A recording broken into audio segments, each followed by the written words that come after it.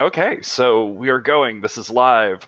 This is session one of a quarterly run of Monsterhearts 2. Once again, we return. The subtitle of this one is Breakout Hits. It'll get longer later. Don't worry.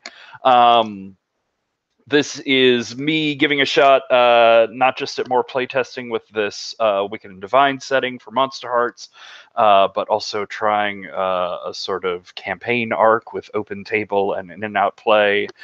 And things are going to get real interesting with characters and gods real quick, don't you worry. So my goal here for tonight is to try and keep this character creation, world creation streamlined so that we can get in some good play tonight, since I know most people just have like 2 sessions in their character arc.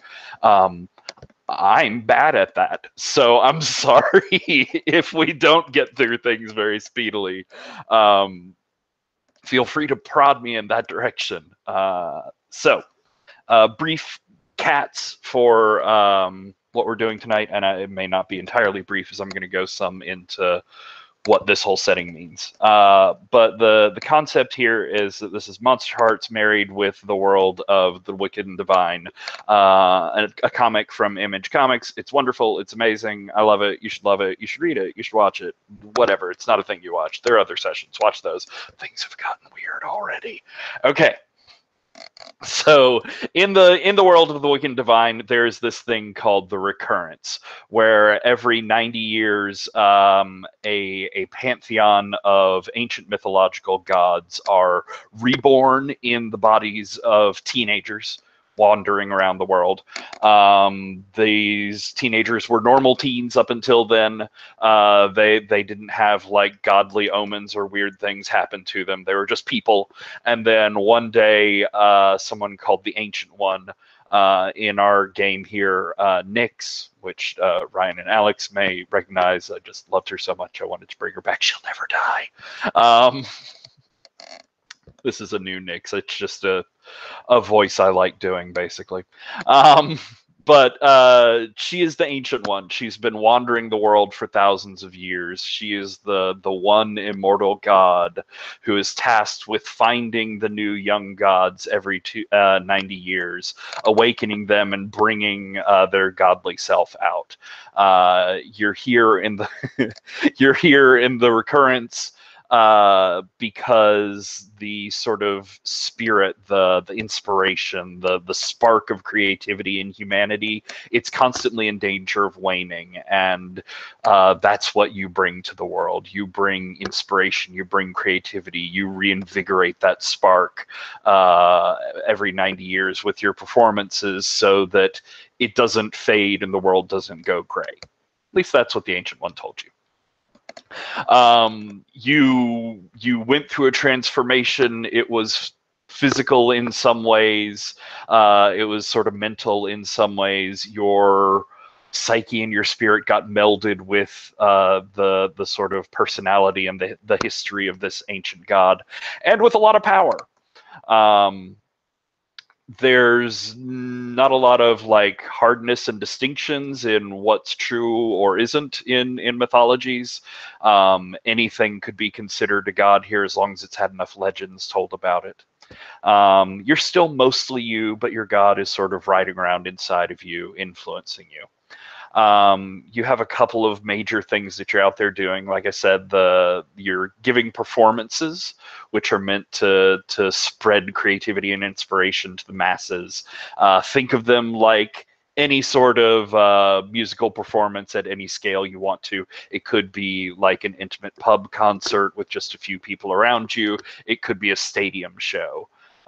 When you get up there, you're sort of opening your godly soul to the audience and washing them in energy, and you're also trying to communicate something with them, trying to show them something that you believe and see if they'll believe it too.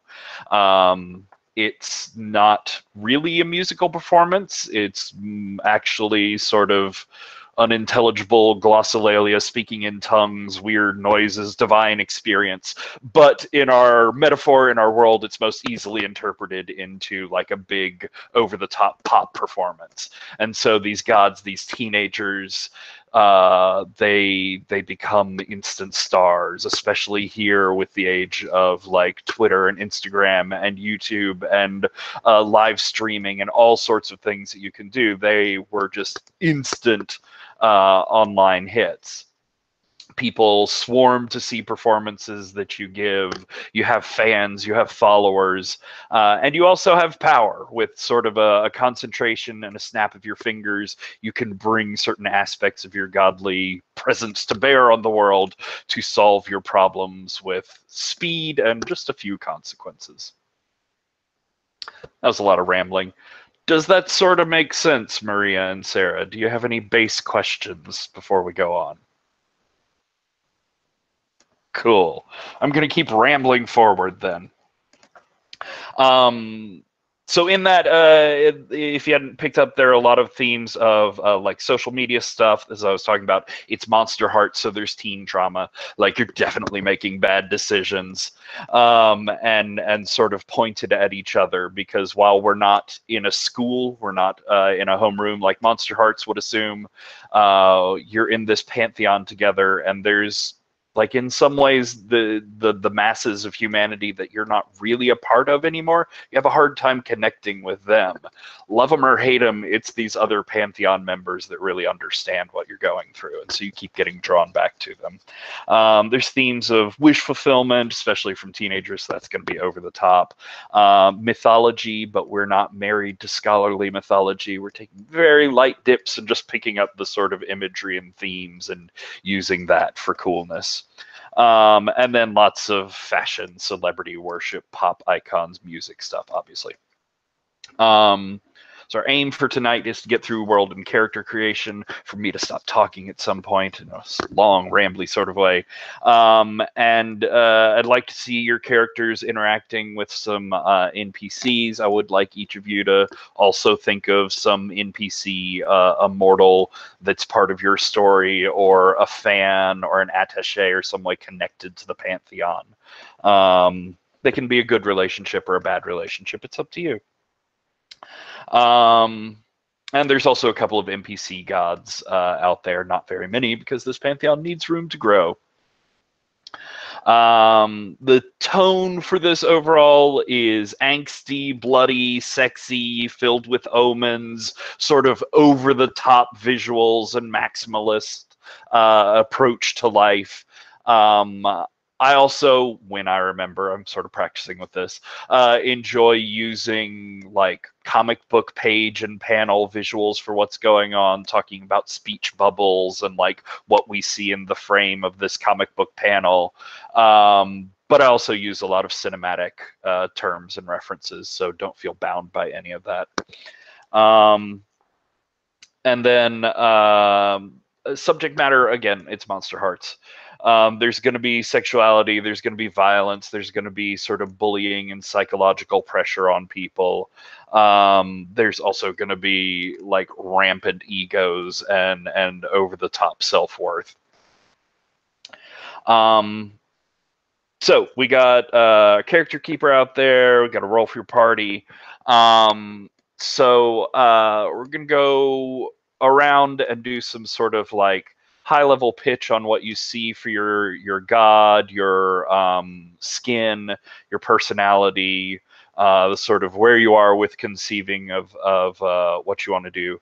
And then we'll move forward talking about our city and our pantheon a little bit before we circle back around to give a deeper dive into characters and some NPC relationships. So Ryan, you sounded like you had some sort of nebulously formed idea. Do you want to talk about it for a minute or two so I can drink some water? Sure, and now I'll forget everything I thought of because I'm on the spot. Yes. So I'm thinking Pluto corn because yay. And I was interested in making someone choke. I win. I was interested in Pluto particularly because he's sort of the syncretic god of just underground, like what's even down there? Gold and shit. Dead people. We don't know. So all kinds of weird stuff clumped together. And I'm totally gonna live like in the subways and you can't stop me kind of thing. Look, totally none more goth. I'm predictable. I not totally set on other stuff necessarily. I've got a picture plunked in there. What do you like about the unicorn skin? I like the commitment to a code of conduct that you can't really bear out very well, because the having high standards that other people don't meet and that you don't necessarily meet, and then everything falls apart and oh no, I'll apologize to the world, I couldn't keep you on track, sort of thing. So trying to be the adult and really, really failing. Nice. Do you have an idea about what your unicorn beliefs might be centered around? Yeah, I think so. I wrote them down somewhere and then put it away. I was thinking, like, people should never lie, even to themselves, refuse a request for help, harm anyone except in self-defense, be inhospitable, gossip, maybe. I don't know. Okay, cool. But I like that lie even to themselves.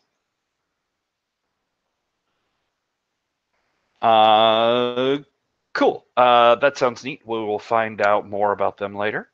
Alex, what are you thinking about? A lot of things. With regards to the skin, first off, picked Inma, mainly because there's a song I really like by the artist I chose. And I was like, I'm sure I can shoehorn this in there. But the basic overview I was going for is like, they're like the Buddhist god of judgment over like the dead souls. So like side, if something's good, it'll go to heaven, or I forget what happens. You're reincarnated, and if they're bad, bad things happen, that kind of thing. But like the main fable is that they were judging an actor, and the actor was telling lies by acting. And so I was like, oh no, you're gonna go to hell unless you can prove you're doing good things. The actor was like, oh, let me act for you. Stole Inma's clothes and pretended to be Inma and told like Inma's guards to take the real Inma away. And so now they're kind of stuck being the god of like reincarnation and death when they're just some random actor. It's the basic overview. That's super cool. What do you like about the Vila? I just really like the move name, but I like the idea of this. There's this one move, I think it's called like Unfriended. It's all about smack talking people on social media, and they just gave me the idea of this like kind of shut in, just like vlogging all day. It's like getting all this massive online following while living in a cave. It's like coming out to perform every now and then. Let's see, you had a picture up, right? Yes. Sort of wild. Yes. Oh, yes. There's a lot going on there. There's a lot going on there. Talk to me about your sort of like personality or style inspirations here. Personality-wise, I was going for that like kind of half-asses everything, but never wants to be like, wants to half-ass things and still succeed. Like, I don't want to put in the effort to go all the way, but I just want people to like me, you know? I don't have to make them like me. I just want them to just like me. It's too hard. Cool. I like that a lot. We will again find out more about them later. So, Sarah, what are you thinking about? What do you have going on right now? So I'm going with Eris. And I picked Tango mostly because it matched the best. But I was interested in seeing how small I could take it and like how petty. Interesting. So you really like the one-on-one sort of torment and discord there. Yeah, but we'll see. Cool. Do you have any idea, male, female, sort of general look that you're going for, or personality type? Honestly, probably pretty similar to the unicorn. I'm looking for pictures now. Cool. And Maria, you have again a wild picture up there. Again? Oh, I was just saying that not you in particular, but Oh, okay, you have some okay. really great pictures this time around. All right. Sorry, I was super distracted making my character to hear any of the conversation. That's fine. Just give us a like high level pitch on your character and their personality and what you like about the god and the playbook that you chose. All right. The god I chose is Loki, and the playbook is the ferret. And I picked the ferret because I wanted. I was I was actually leaning towards the ferret or the villa. The villa was taken. One and two. The ferret is more lighthearted than the villa, and I think I want to go for the more lighthearted Loki than spiteful Loki. So. Cool. But still kind of an asshole and will drive everyone insane. Loki. I just that picture is amazing. I know, what right? sort of personality they have like one-on-one? Are you constantly wearing a muzzle? That's fascinating. I have no idea. I'm Cool. just we'll find out more when we get there. Awesome. So cool. This sounds like an interesting group. So let's see. If you look over on the pick lists and setting playbook tab, I did a little bit of filling out for the setting playbook here. Where we're going to be playing is London. It's modern day London. It's sort of where the comics. Oh no, we lost Sarah. Hopefully she will return soon. Once again. It's only appropriate. Yeah, continue on with filling out playbooks or getting stuff ready. Give her just a minute to come back.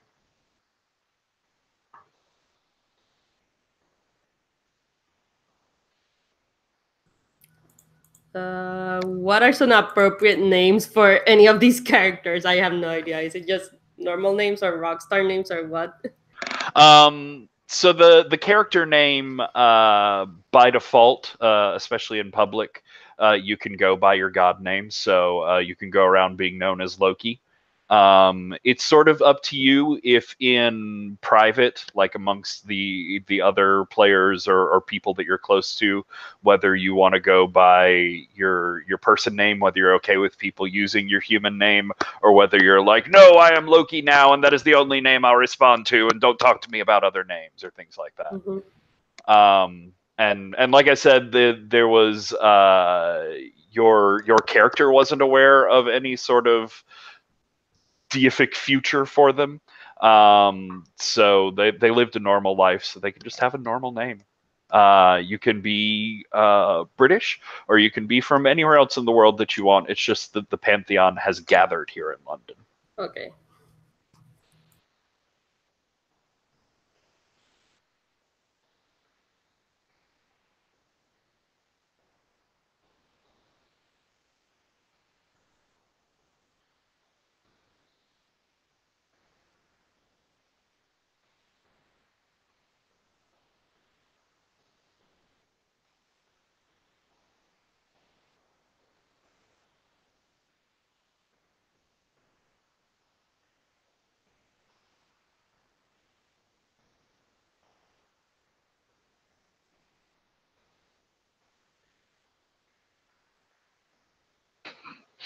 It's a very hot and cold Pantheon so far.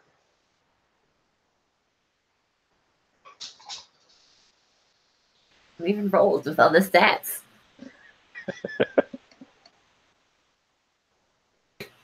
Eris is gonna come along and just beat all of us up.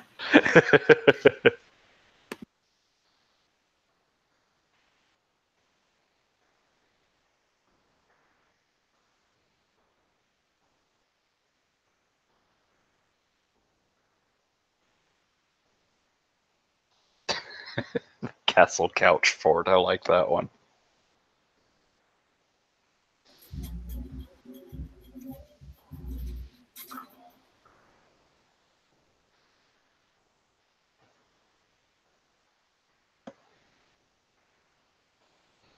Oh, we have Sarah back. We can see you typing. All right, sorry, my internet is not great tonight. That's all right. Excuse me. So I was going to talk a little bit about the setting, the city that we're in. If you look over on the pick list and setting playbook tab, there's a little bit of the setting playbook that I'd sort of filled out to reflect our London here. There's interesting wild architecture here, so if you want to play off of building weird things or having strange, interesting buildings that you're in, that's cool. There's a really vibrant music scene here in London, so there's tons of club venues and sort of musician inspirations you can pull off for stuff. Obviously, all sorts of people come. There's museums and monuments and the sort of idea of layers of history here in London. It's not something ancient exactly like Rome, but it's a very vibrant city that has been for a long time and has a weird mixture of very modern and old architecture. And also, and this is pulling in somewhat from the world of the comic book, a labyrinthine underground. There's the tube system that goes under London, but there are also tons of sewers and tunnels and older bits that are all just wormed into each other throughout the centuries. So there's this idea of a sort of mythical, like when you go into the underground, there might be endless passages or strange underground caverns that you find yourself in, or sort of labyrinthine mazes, impossible places, that sort of thing. And the history of the recurrence before the first one of you started showing up here. In 2018, it had been 90 years. It had been since the 1920s. There were only a couple of blurry photos. There was no real, there's no video or evidence, obviously, or anything like that. A lot of records had been destroyed. The stories of the recurrence had sort of been taken as folklore or this weird historical obsession that comes up every 90 years or whatever. Since the recurrence has happened, it's obviously more than that. Whether people really believe that you're gods or not, you certainly can do impressive looking things on camera. But the Pantheon being here in London has really turned it into a sort of pop culture mecca. People are flocking to see the Pantheon and the things that it's inspiring, because your presence here is putting off a lot of artistic inspiration. There are a lot of painters and sculptors and artists of all kind, and musicians and dancers who are coming and making amazing works around you.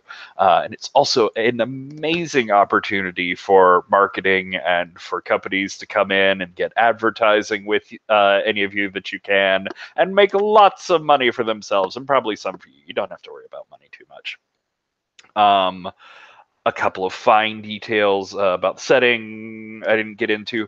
There is a trade-off for all of this wonderful amazingness. There is a slight cost to all of this, in that from the time that you start your life as a deity, you will be dead within 2 years. It's just an unfortunate side effect of the whole process, burning bright and burning quick, all that sort of thing.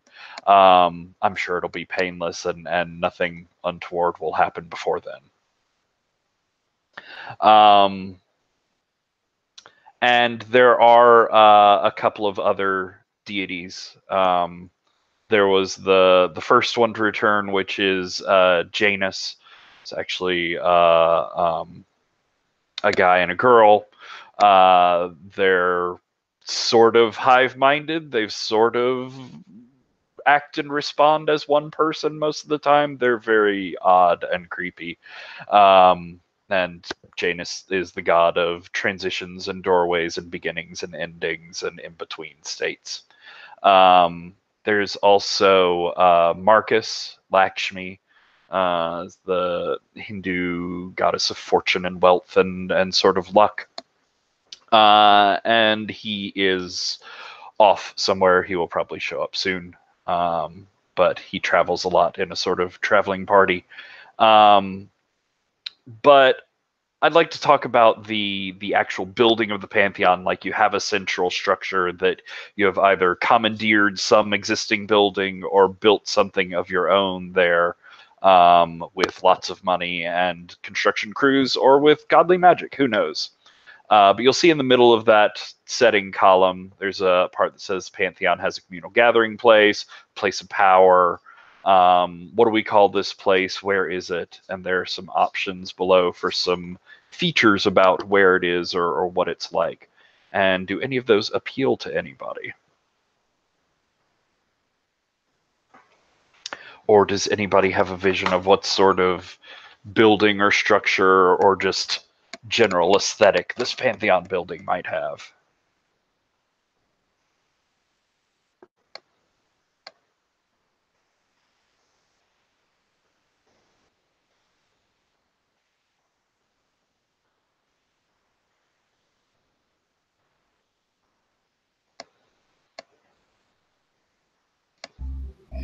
I kind of like the idea of it being somewhere super modern.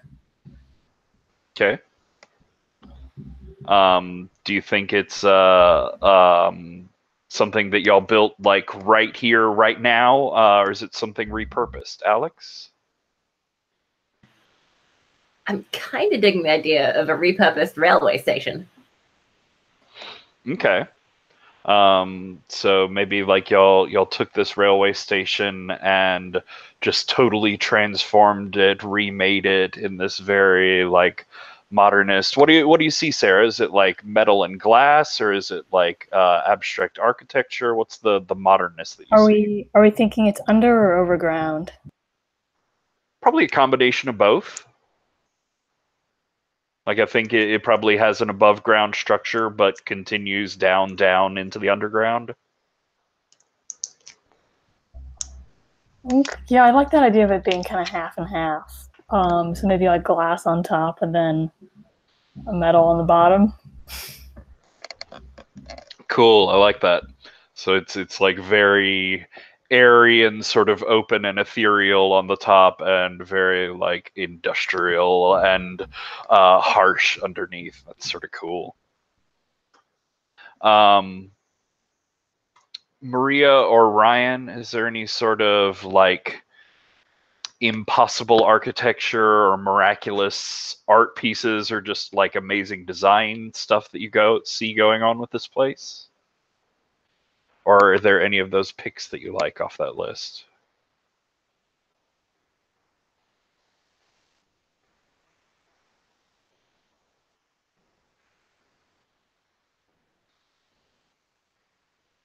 Ryan? No, I was waffling between visibly in the city but close to the public and a public space with the, is this like a rail station that people can walk in? Does it actually have like functioning trains, or is it the weird abandoned one, except it's not abandoned and we all live there or something? Well, I mean, you have Janus there, the sort of god of doorways in between, travel, that sort of thing. So I sort of dig the idea of like a railway car that's not connected to anything, that goes to who knows where and then comes back. I mean, I definitely have plans to be sneaky about space, but yes, Sarah. When they were excavating for new tunnels in London a while back, they uncovered a lot of like really old stuff. maybe we've like found some of that and just like have it displayed in this place. Like these are not necessarily like the us that came before, but like we were around then in some manner. We are this old. Interesting. So maybe like you've found something from a previous Pantheon? What do you think? I think that sounds interesting. If it makes sense, the railway could be like, I'm not sure how to explain this, like a tunnel, like one of those tunnels that you had to build around, but or that were demolished, but it still functions for some reason. I gotcha. So like there's an actual metro going through the building, but it's not even supposed to be there, technically. We're never gonna get any sleep, you guys.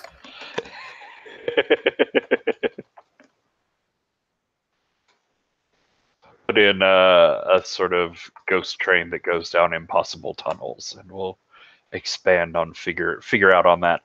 I think that sounds super cool. And that's going to be somewhere just in the sort of in the middle of London with your glass structure sticking up out of the middle of the street. I think that sounds really interesting.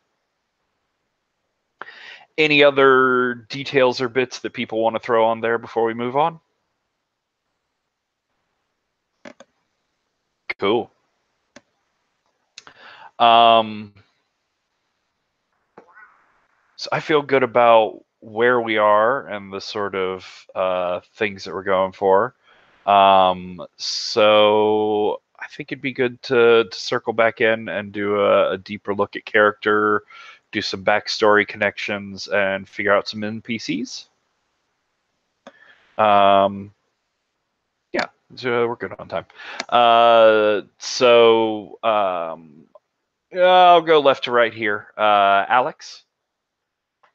You want to start? You can tell us some of your like pick list picks and your good stats and what moves you took.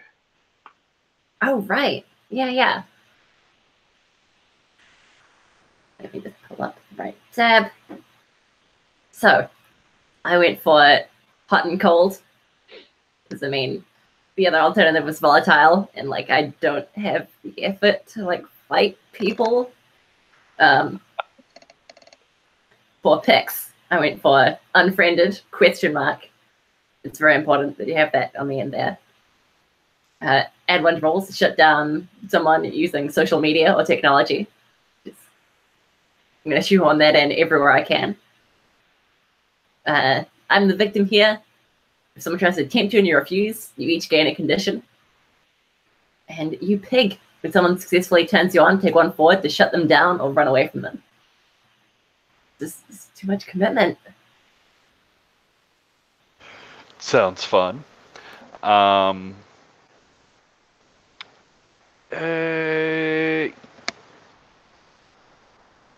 circle around and come back to backstory questions. Sorry, I'm being indecisive. Maria, you want to tell us about your pick lists and stats and like your moves that you're into right now? Yeah. So I switched out Castle Couchford for Street Stash because I think parties. So I picked hot and cold. I did not go with the volatile pick. I am.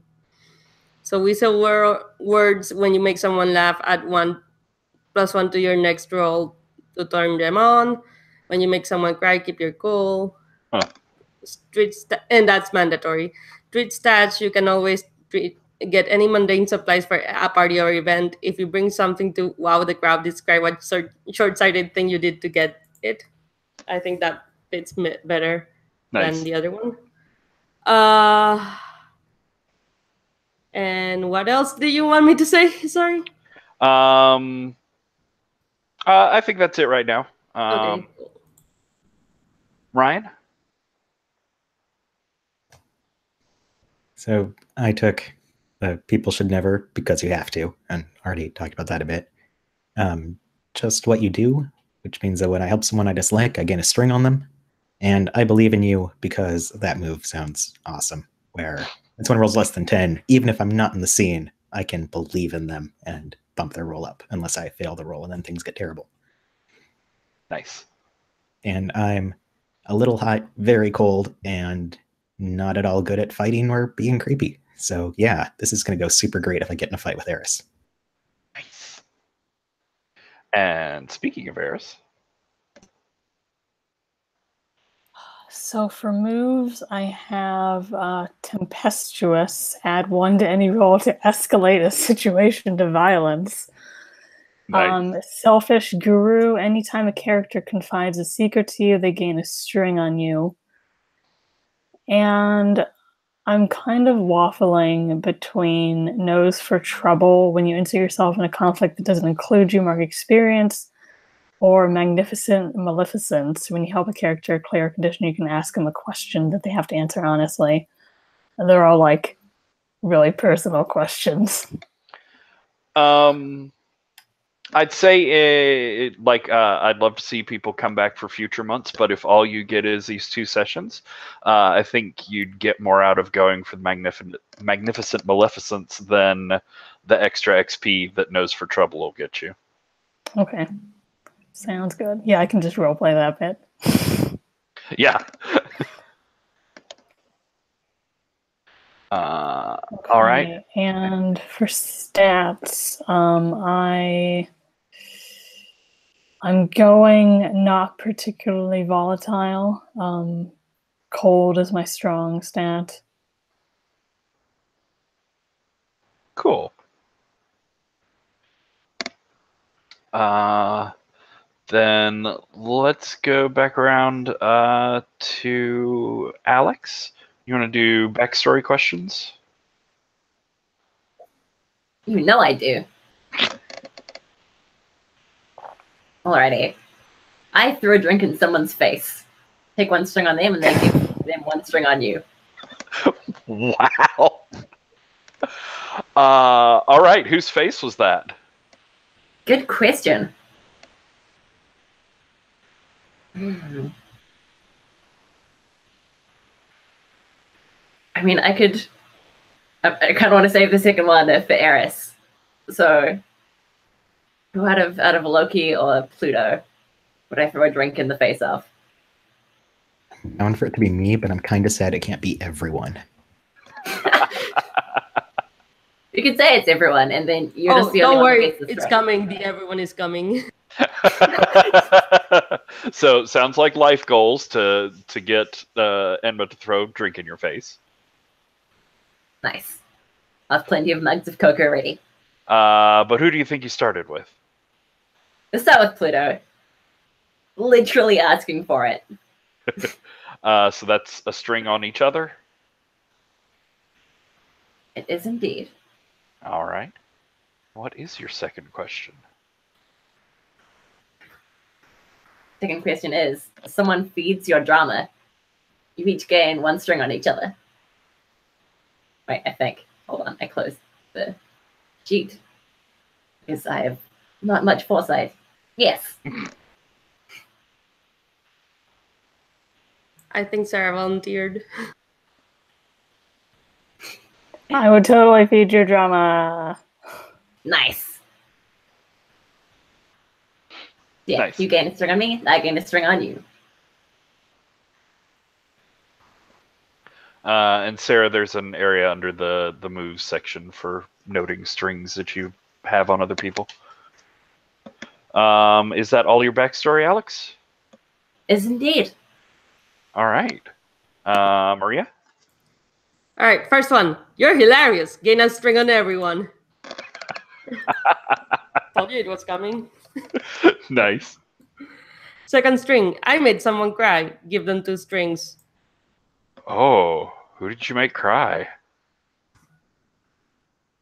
I'm leaning towards Pluto because who would I make cry other than Pluto? Wow, I'm curious. Pluto, what do you think she could have gone at that really got to you like that? I'm not sure, but I know I'm never gonna tell you. So it didn't happen. Stop asking.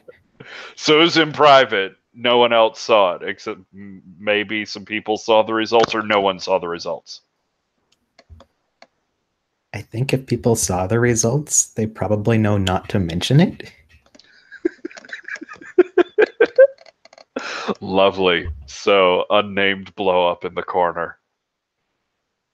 I'm excited to find out what that was.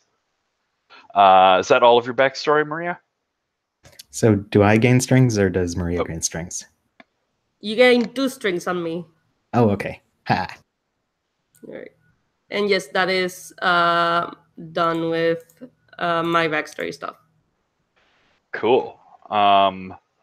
Then Ryan, backstory for Pluto? So I don't have ideas for any of mine because they have a lot of what you feel about me. So whatever. Yeah, so far everyone's just being mean to me. But someone wants to take something from me. Ask them what. Gain a string on each other. So who wants to mess with Pluto even more?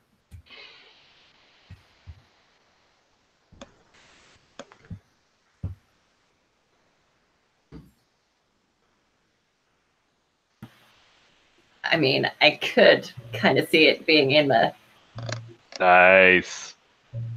because I was thinking the underground is like your thing, but I like my moat caves. So maybe we're both like fighting for territory in the Pantheon, like subterranean area. I like it. With like weird space magic-y stuff too, where it doesn't make logical layout sense and you're still encroaching on my stuff. Totally. I don't think anyone ever goes upstairs, you guys.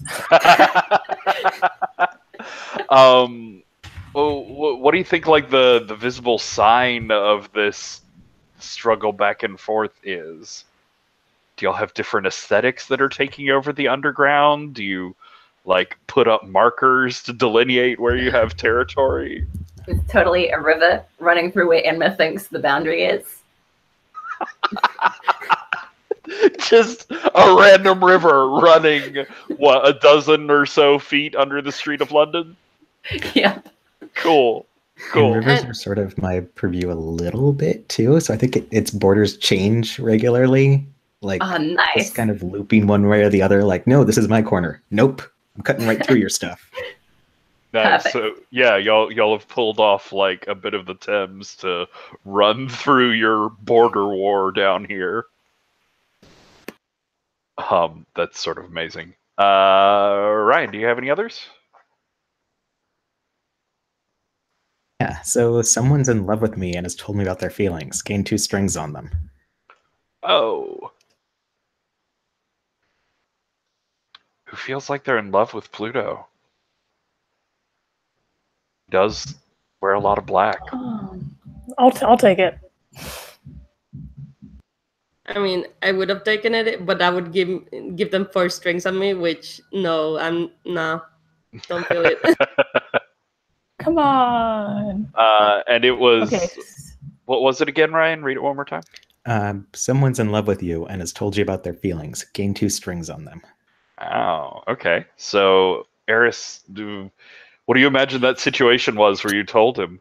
It was so awkward. Because my skin is like not expressing your emotions. So I probably just like wasn't even looking at you when I said it.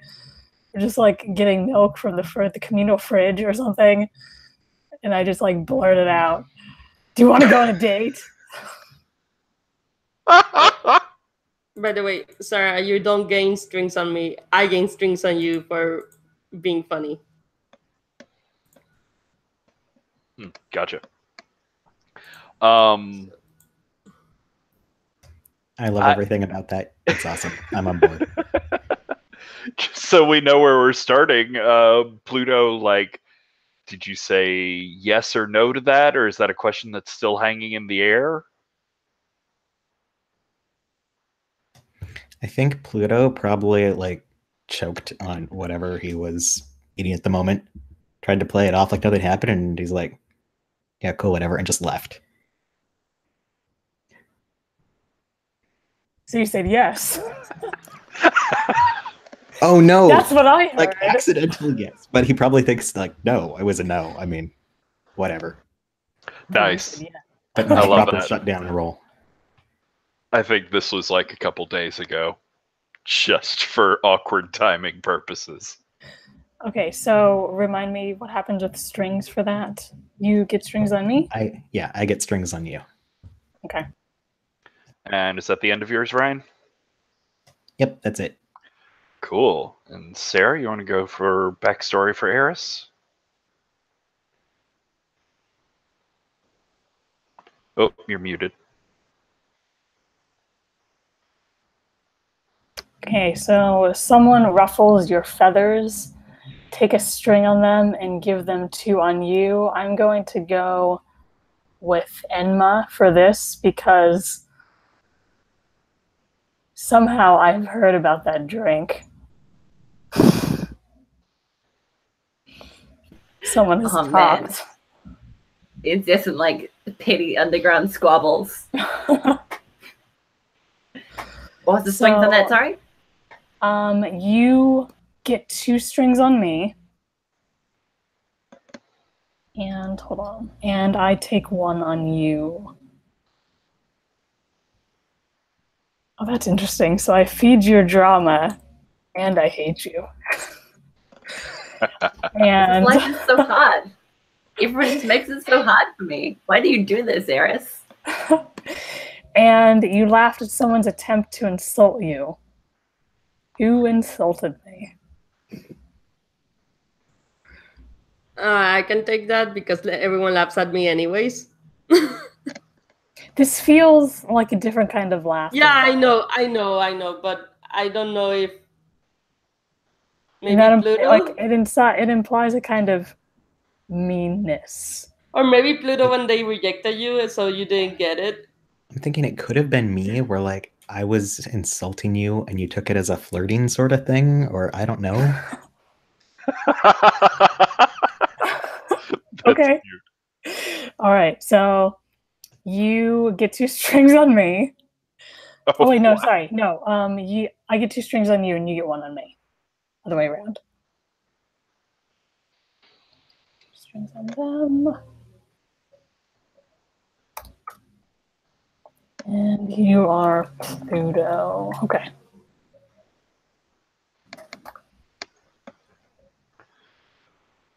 Cool. So is that all of your backstory, Sarah? Yes. Cool. And Pluto, your character is male, correct? Not correct. Yes. Okay.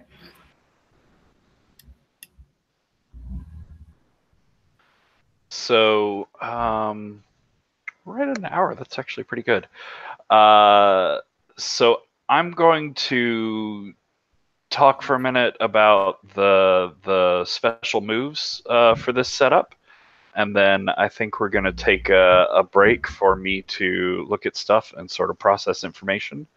Then we'll come back, and when we come back from that break, I'd like everybody to have an NPC ready to talk about, a human that is in some way connected to you or the Pantheon.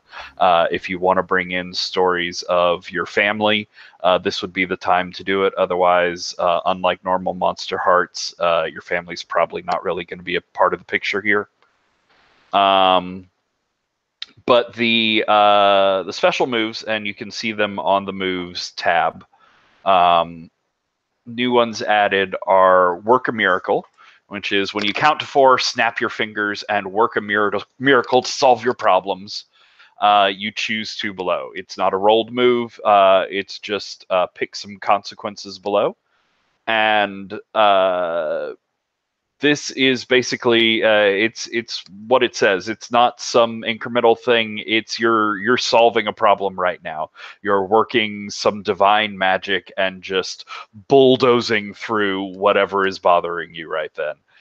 It's a great way to fight with people or destroy things. It's also a great way to win arguments or just stop people from bothering you. The counting and the snapping, it's sort of an aesthetic thing. Mostly they're there to like focus your mind and bring up your godly power.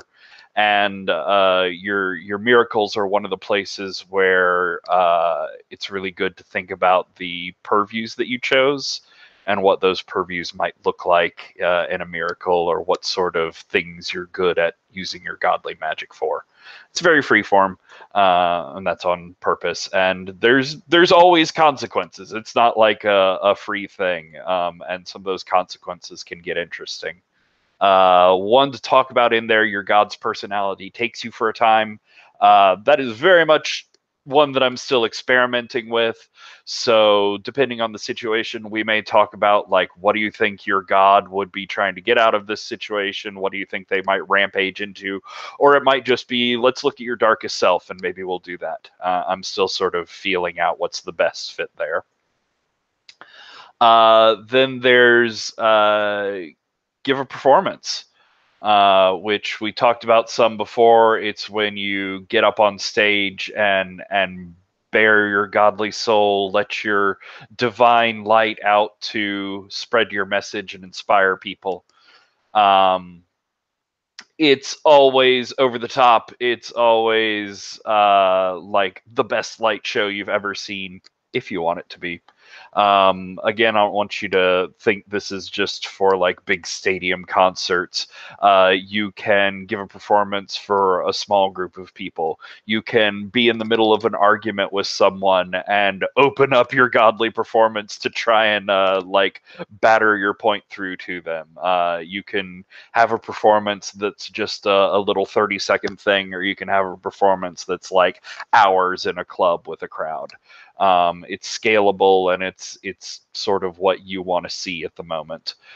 You can describe your performance in any sort of aspect you want. Again, the sort of default mode is like it's a musical performance and you're up there like a pop star in front of a crowd. But if you like dancing or acrobatics, or if you like visual arts like painting or sculpture, or just working with light or impossible things, you can describe the aesthetics of your performance in any way, and sort of use any art form as a metaphor for what you're doing. But you're trying to get a point across to the audience and make them believe something you believe, or to tell them something about yourself. And there are various things that can happen, especially on a 7 to 9, where you're going to choose one of your fellow players to describe some of your consequences for you as something spins out of control with this performance. There's also Divine the Past, which is on the idea that we have a sort of rich past here. We're not starting with the day that you got turned into a god, the day that you incarnated. We're assuming that you've had a little time with the Pantheon and that you've become a little bit used to what's going on. So if we want to flash back to a time before you were part of the Pantheon, or if we want to flash back to when you were just figuring out how things worked, or the last time you and X got into a fight, or whatever, we can use the Divine the Past move. It's really just a framework for bringing flashback scenes into the story structure. I think this is a story that really benefits from some flashback scenes to contrast against our glitzy laser lit present, to see some sort of more normal things from the past. And so this is just a way to mechanically bring that in and incentivize it. You'll work with someone to describe what's going on. When we get to sort of the crux of the scene, you'll try and think about, am I approaching this scene with volatile? Am I approaching this scene with hot? Like what sort of approach do I think I'm taking here? Roll, and we'll see who gets an advantage over the other. There are possible outcomes of gaining a string, giving someone a condition, or asking someone a question, which can be sort of interesting. I also made a slight alteration to the skirting death move, which I'm just trying out here for the first time. But the skirting death move is all about when you take 4 harm, die, but there are ways to avoid death.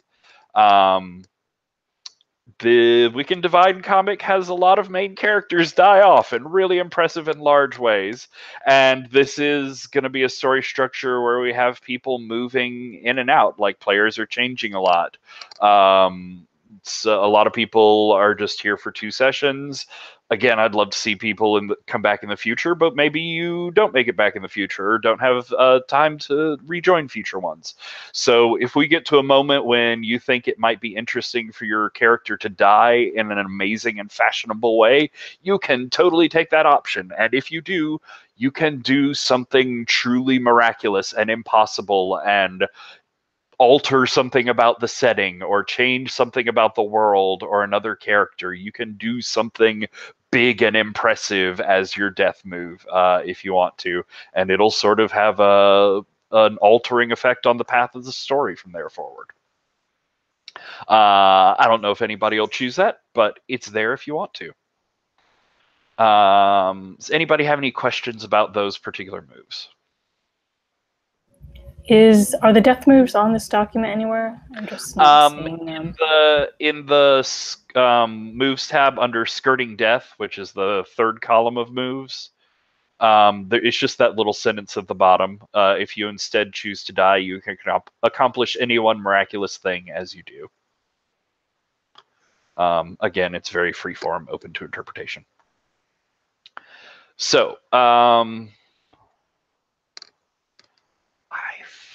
think that's everything right now. We're going to take we'll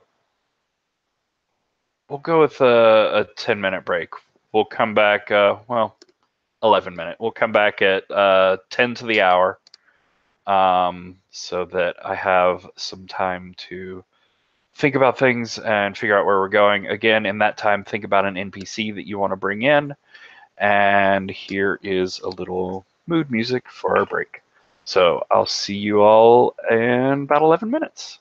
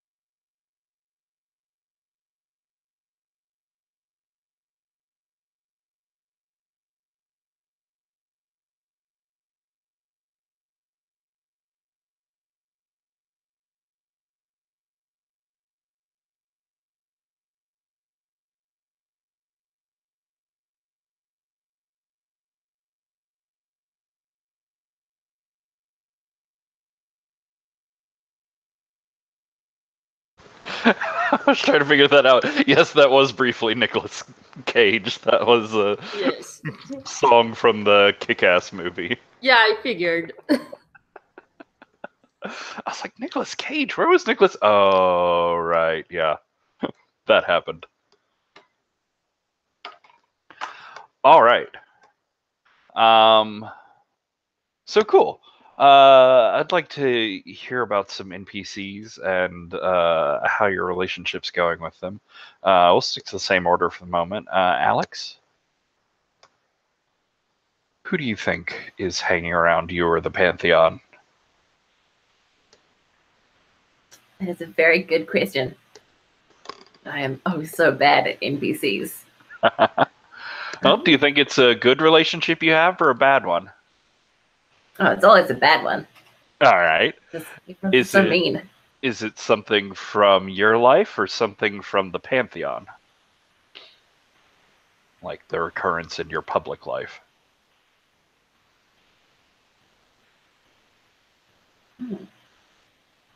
Make it a Pantheon thing. Why not? Okay. I can always use some more enemies. So, do you think it's like a fan gone wrong or someone who's always hated you or the Pantheon? What do you think?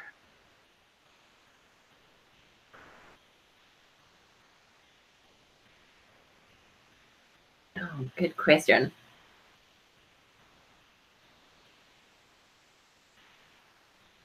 Oh, I've got it. Ooh. It'll be a personal thing, but I reckon there's totally some like local vlogger who like went around to all these like local restaurants and stuff and like did all their vlogs to a, like audience of hundreds.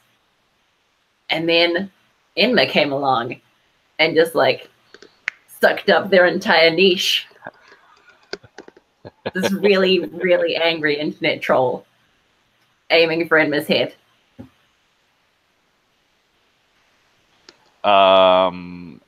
What's their name?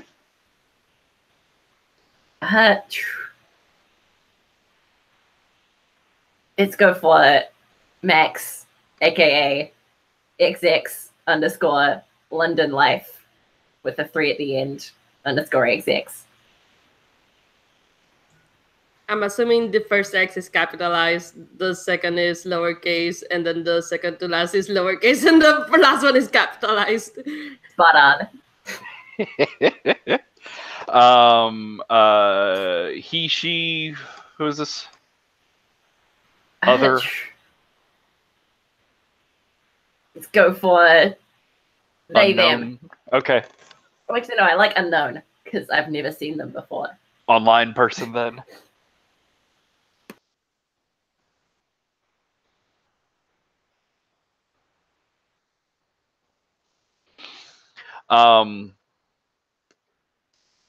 So I'm sort of curious here. I'd like to hit a divine the past and see something of your relationship with, what was it, London Life? Was that it? Yep. With a bunch of other stuff I'm not going to say every time. Fair enough. Yes, with the Y. Perfect. Love it. So, do you think it was like a Twitter war, or were you on like a forum somewhere? God, were you fighting on Reddit? How do you think it went down? Oh, it's got to be like a YouTube back and forth of vlogs. Nice.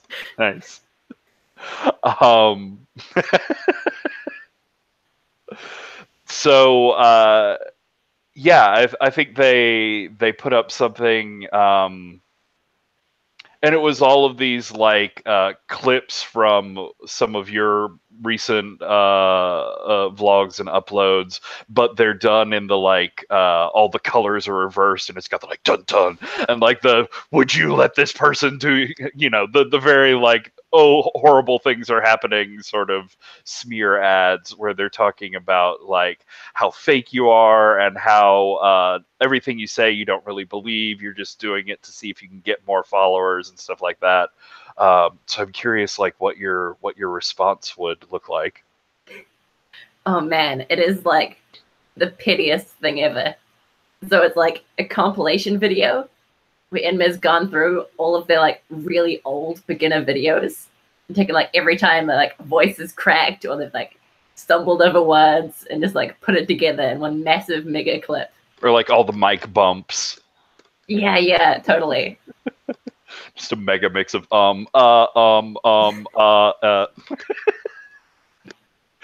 Cool. I think that sounds like approaching things with cold. Do you agree with that? Yeah, sounds about right. All right. Well, why don't you roll with cold, and we'll see how this YouTube war went.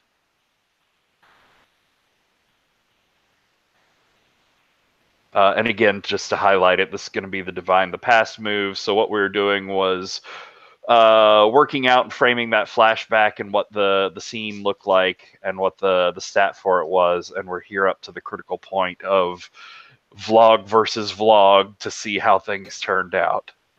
That's a 10. Oof. Oh, So- by the way, I want to point out that we're all terrible performers. We all have a dark of -1.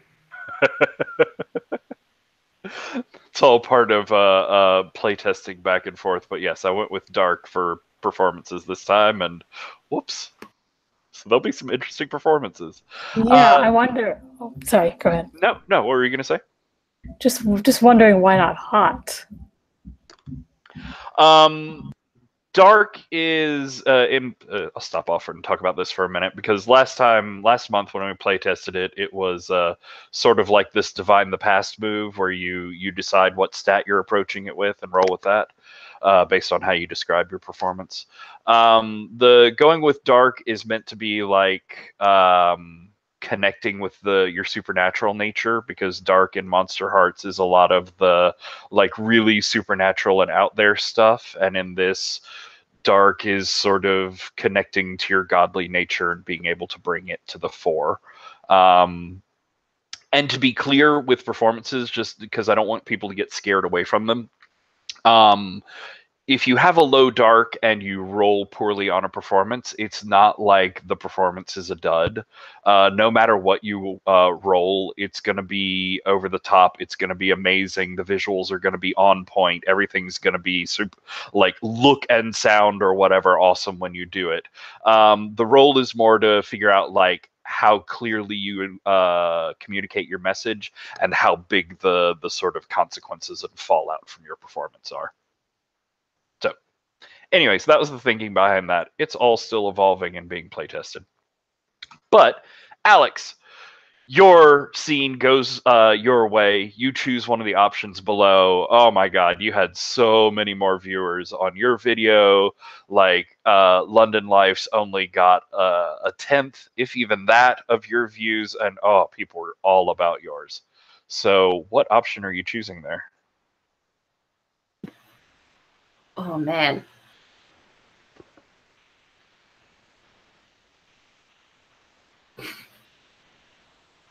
Just because I can, I'm going to give them a condition, small fry.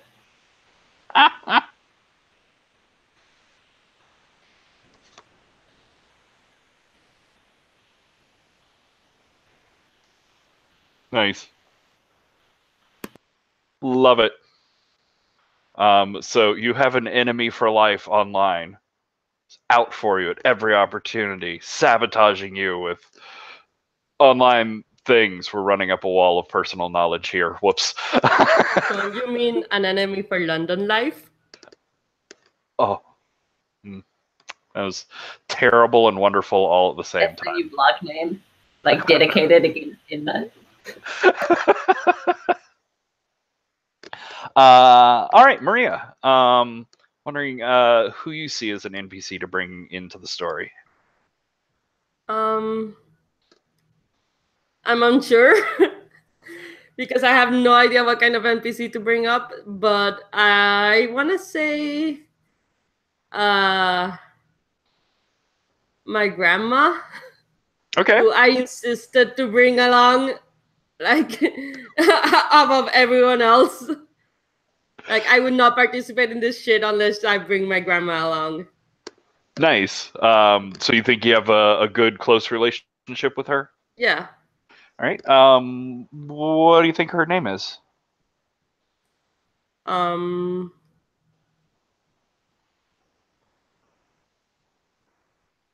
I want to say Amanda. I'm not sure actually. Not Amanda. That sounds too juvenile. Uh, Teresa. Teresa, sure. Teresa. Um,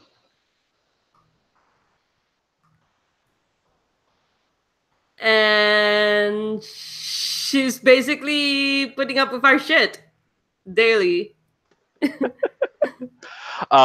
so what was it about your relationship that like you wouldn't come do this without her? Did she raise you? Yeah, I think so. Okay. Yeah. Um, parents not around, or parents Yeah. just not capable of raising a child? Both. Cool. Um,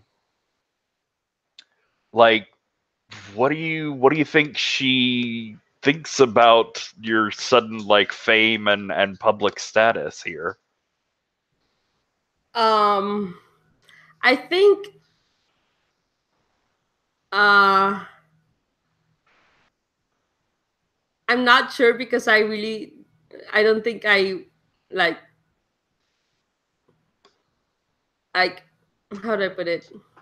Like I'm not sure because I don't see her all that often anymore. I gotcha. Yeah. Are y'all from London? No, we traveled here. That's why we were like I was insisted on it. Like I'm like she has to come, but now that time has passed and she has it's just not like a super super relevant thing anymore. Gotcha. So you think she's sort of living in the apartment that y'all got, but you're more living like out in your own place or in the Pantheon or things like that? Yeah, that makes sense. And she's sort of in a place she doesn't know, and you're not around to like keep her company or to help her find her way around, or just to like you made her uproot and come with you. Yeah, probably. um so yeah, I think again, I'd like to see a little divine the past. Do you think this is like a recent interaction between the two of you, or do you think this is like you convincing her to come live in London, or what? I think it's me trying to like visiting her but trying to not tell her what's going on. Gotcha. So maybe lunch somewhere. Yeah. Um, yeah. What are you wearing to this lunch? Because like Pantheon performance get up can get pretty wild and high fashion. Um, is that the sort of thing you're wearing, or do you try and dress down and look like your normal kid self again? Oh no, I don't. I'm like Okay. I'm with this old lady and it's and I'm dressed up in Pantheon shit and there's probably paparazzi and there's probably a lot of of like news because and I want it to be that way because it's hilarious to see one of the Pantheon with an old lady. It seems like it would be hard to eat with. Are you sure you don't want to take it off just for lunch? No. Oh, well, that's nice. What have you been getting up to recently? I mean, I see some of the tabloid articles about some of your fellow gods, but I try not to pay too much attention. Gossip. Stuff. Uh, stuff. Stuff. That's in depth. Is there any particular stuff that you've been getting up to? Obviously, you've been clothes shopping. I honestly can't imagine where you'd buy that. Oh, I bought it at um out of character. I don't know where the fuck to buy these things. Insert fancy store here. Yeah, insert super fucking fancy store here. Yes. Well, where did you get the money for that sort of thing? Singing, performing, maybe. So I think that's cool. Let's get a roll to see like how much you manage to fend her off, or how deep she gets with her questioning. What sort of stat do you think are you trying to shut her down? I think I'm trying to run away, which is volatile, which is actually worse. That totally makes sense. Which is actually worse for me. So why don't you roll with volatile? Let me submit. Oh yeah, it's a 5. Oh, well, that's an XP. So Yay, there's that. milking XP shit. All right, what happens?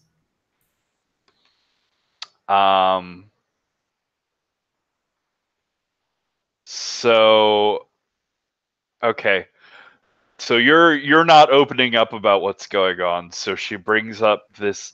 I saw this story on the news the other night. There was one of the performances, the raves that Pantheon, I think it was Janus, was putting on, and the cops showed up, and I just need you to tell me. I just need you to be honest, one way or the other. Were you there?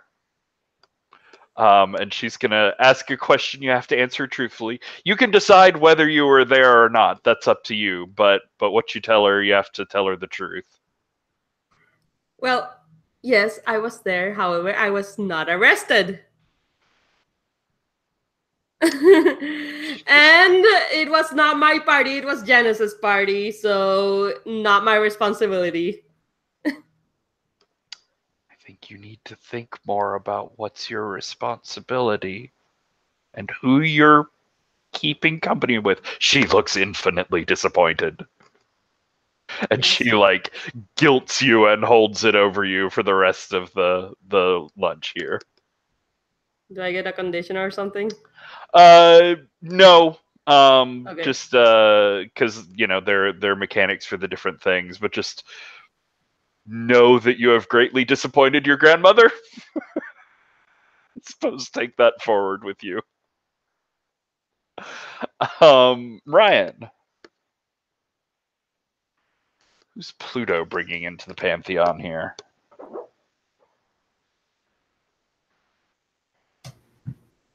I've been dithering over relationships and stuff and trying to find something that's good. Do you think it's a positive one or a negative one? I think probably negative. And do you think it's something connected to you personally or something from Pantheon and Fame self? I'm leaning Pantheon and Fame. Okay.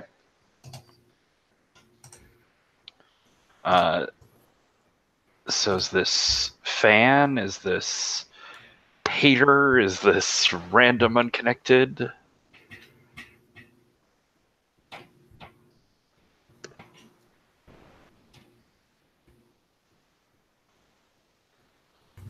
Press? Clergy? Action philosopher? Action philosopher is the best title possible. Oh, that's an awesome thing. London Council member angry at all these references. Oh my goodness. Now I'm gonna go with press. Interesting. Say that there's a reporter, probably for some like fashion magazine or something, who's been after Pluto for like maybe some pictures or just an interview or something, because that would really make her name, and he's not terribly interested.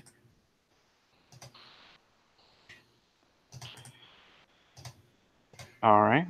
What do you think her name is? Her name is Dia. Diya. Nice. And for all of these, don't feel pressure like to do it tonight or at all. But if you think of a picture for these people, feel free to throw it up there in the NPCs tab. Question: how do you link pictures to an Excel document? I'm trying to do it, but having no success. Unsure. Okay, so You can copy the formula in mine because it's simple. Yeah. Formula. The- Oh, it's HTML. Okay. Yeah, Or it's something. equal image and then open parentheses, the Yep, got it. HTML inside quotes and then close parentheses. Good. I can't help you with that particular method. I do it the dumber way. I forget it every time and do it wrong before I manage to make it work. So.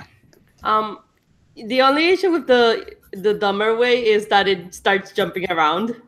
I know, and I hate that. I should learn the other way because they do lock themselves in. Yeah, spreadsheets. They're the devil.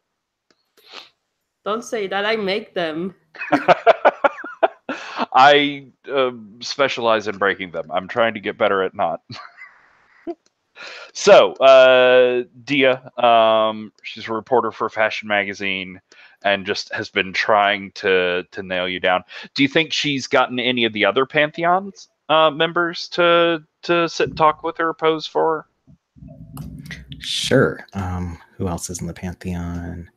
Oh man, she managed to really strike rich and got Janice, all of Janice, to do a, I don't know, what's the proper word? Interview. Nice. Interesting piece thing. Ooh, I like her. She's cute. There, I was just looking at the pictures tab.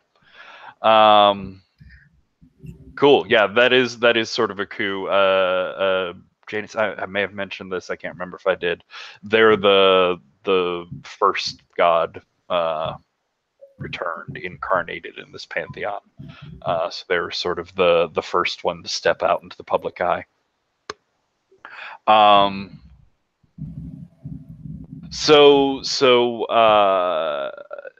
Again, Divine the Past sort of flashback thing. Where do you think she found you the last time she approached you with an idea for doing a story?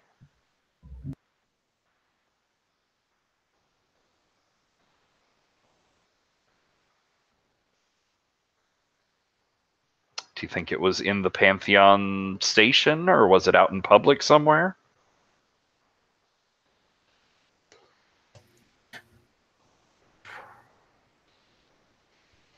Probably like near the Pantheon station. Like I popped out for a second and she caught me headed back in. She was just lurking around. Yeah, just like hiding behind a lamppost or something, and then zoom.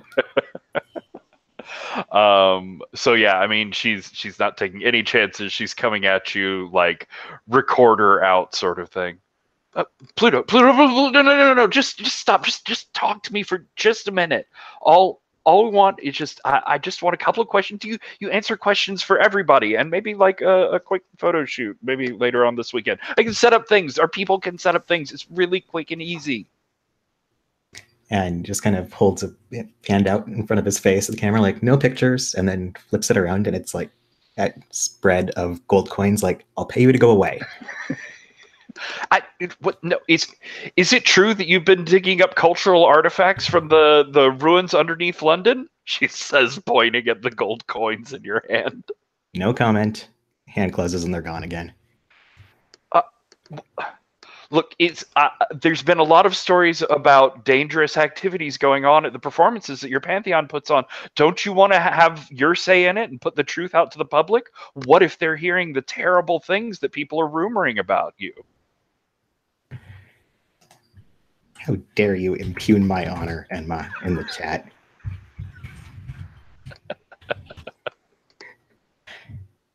And yeah, I think that does make him kind of pause. And then, yeah, if you want the truth, talk to Enma. He's the one messing it all up. Why don't we have a roll here? How do you think you're approaching her here? I'm definitely going for cold. Okay. Just trying to brush past and not even give her the time of day. Yep, nope, go away. I don't care. Go talk to the insane anime explosion one. I don't care. So with my awesome cold, I got a 6. So XP.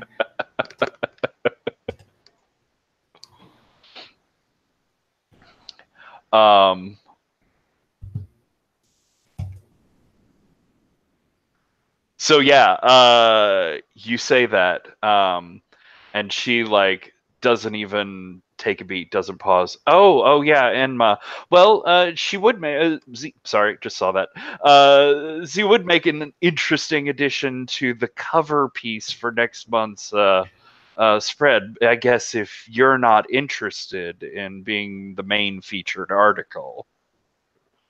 And she's gonna take a string and go ahead and immediately use it to tempt you into coming and doing that.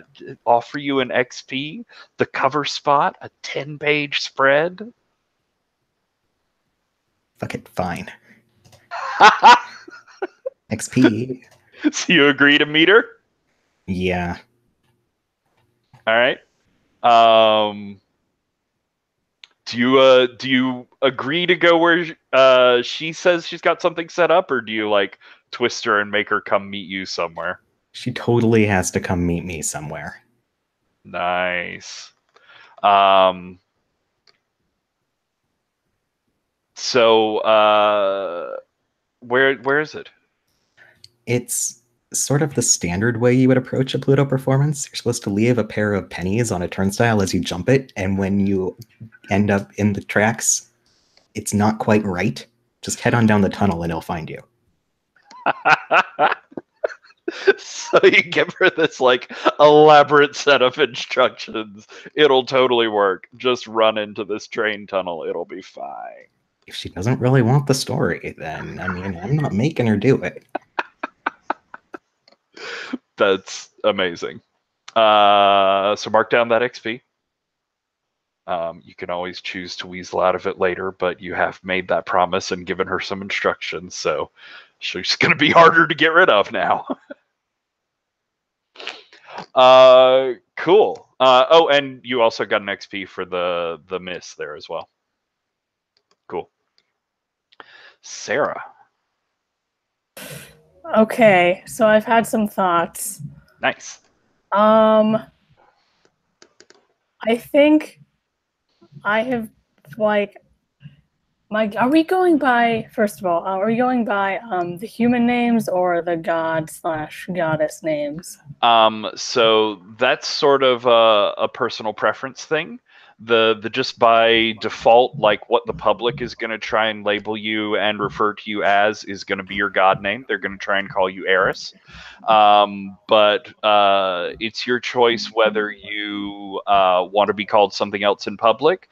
It's your choice if you want to be called by your human name by the other Pantheon members or by people close to you in private and go by your god name as a public persona, or how you want to approach that. What do you think? What do you think Eris would want there? Well, yeah. I mean the gender bit is off, but I think he would like. There's a prestige to it, being known by your god name. But so what he's been doing is sneaking into St. Paul's Cathedral and like knocking out priests and taking their place in the confessional. Like knocking out, or yes. I'm just looking at this move, self-obscure. Anytime a character confides a secret to you, they gain a string on you. Oh my god! Keep in mind, it's they gain a string on you, not the other way around. Yes. So you're just giving away strings. Yes. Just to the public. That's amazing. So is that related to who you're going to bring in as an NPC? Yes, probably. I guess St. Paul's is probably a what do you call it? Be Anglican. Like a big one. Is it? I thought it was Catholic. Wait, I'm not sure. London is Catholic? I mean, It's a really big one with like it's the white one where you can see across the bridge from the museum.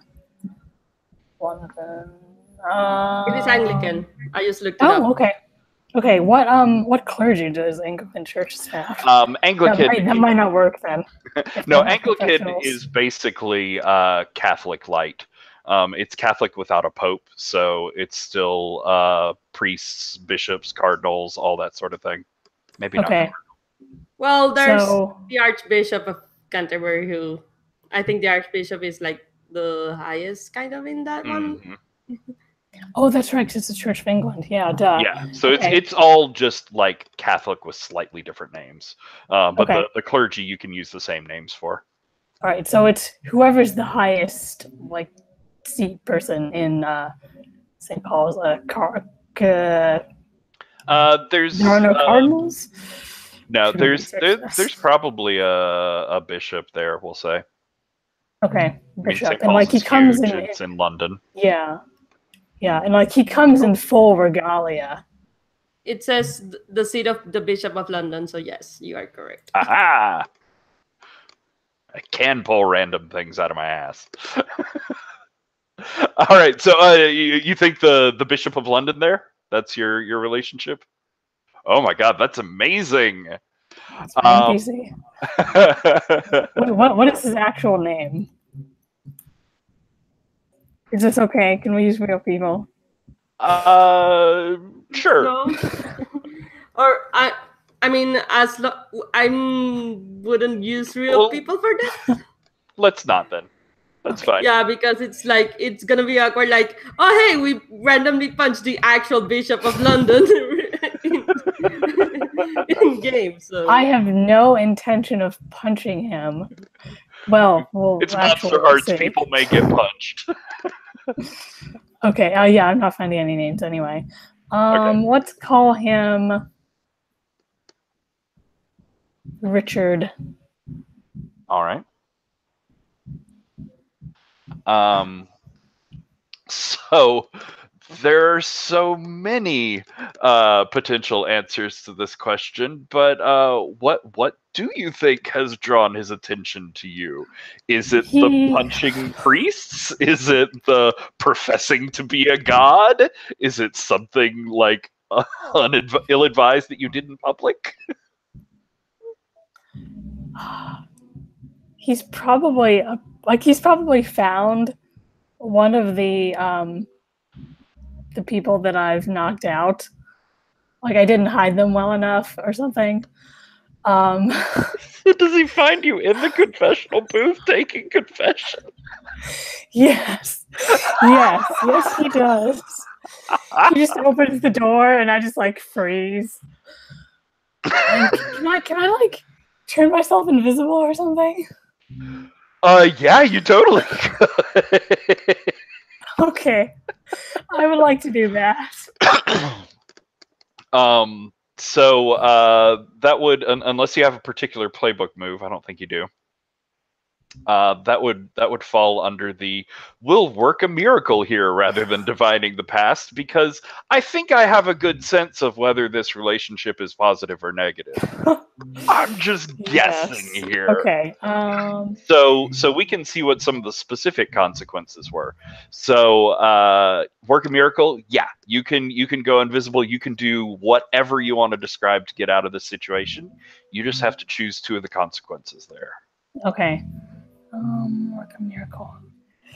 Well, they're not going to see something I don't want them to. It takes on a life of its own, and my god's personality takes me for a time. Interesting. I'm wondering how invisibility takes a life of its own. Yeah, that's part of the it, like, interesting challenge. Let's go with someone sees what you don't want them to, because I feel like that's kind of already happened. Okay. Like he knows I'm there. He knows what I'm doing. So yeah, he doesn't see you, but there is something that like marks you. It was definitely you that was here. Is it something that you left behind, or some like is some sigil burned into the side of this confessional from your miracle, or what do you think it might be? Let's go with that. Yeah, I like the idea of marking it like permanently. So Eris has the easy symbol of an apple, if you want to go with that, or do you have something more personal? That feels too Catholic. Oh, that does have some interesting different connotations there. Yeah. Or Anglican, whatever, too religious.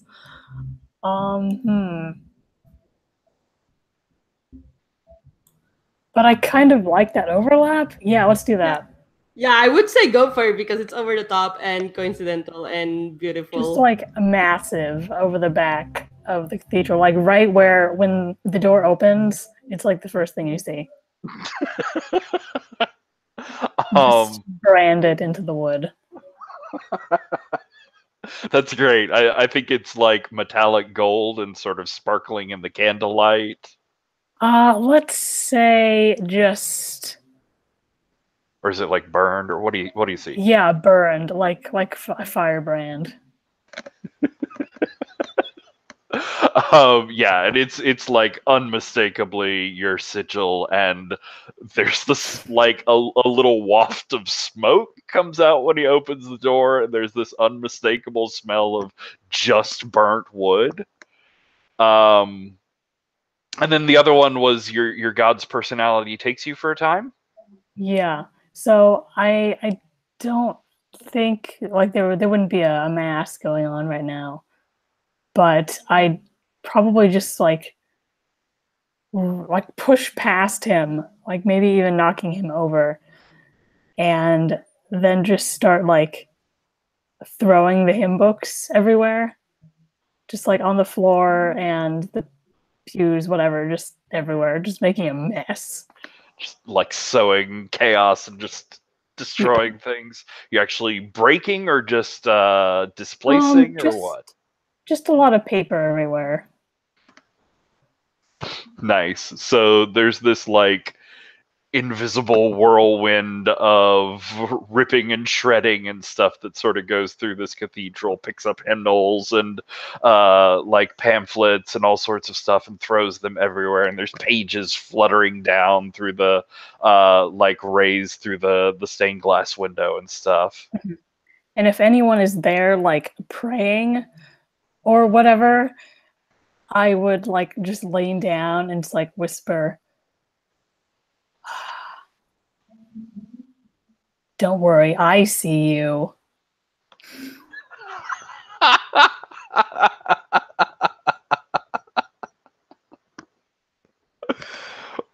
Wow.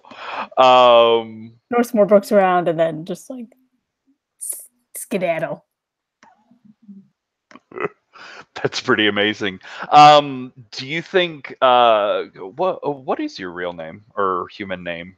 Patrick. Nice. Good choice.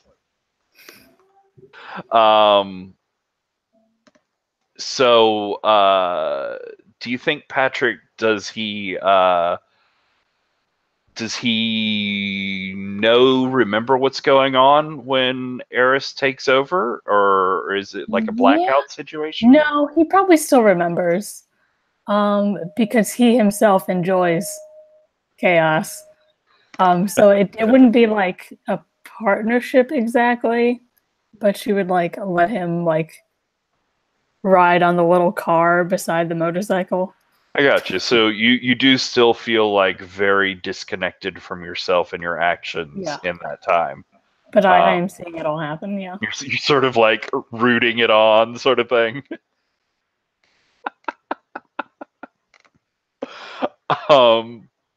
That's pretty great. So I think we've definitely established what sort of questions or what sort of relationship you have with Father Richard. He's not a fan of yours, and we may see that coming back later. I'm not sure. We'll definitely see that come back later.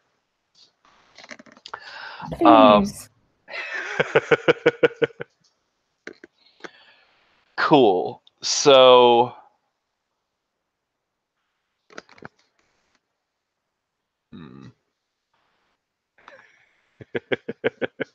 three enemies and a disappointed grandma. I just want to point out it was a possibility for y'all to take positive relationships here. Well, that's no fun. It's Monsterhearts. What the fuck is a positive relationship? Oh, y'all get it.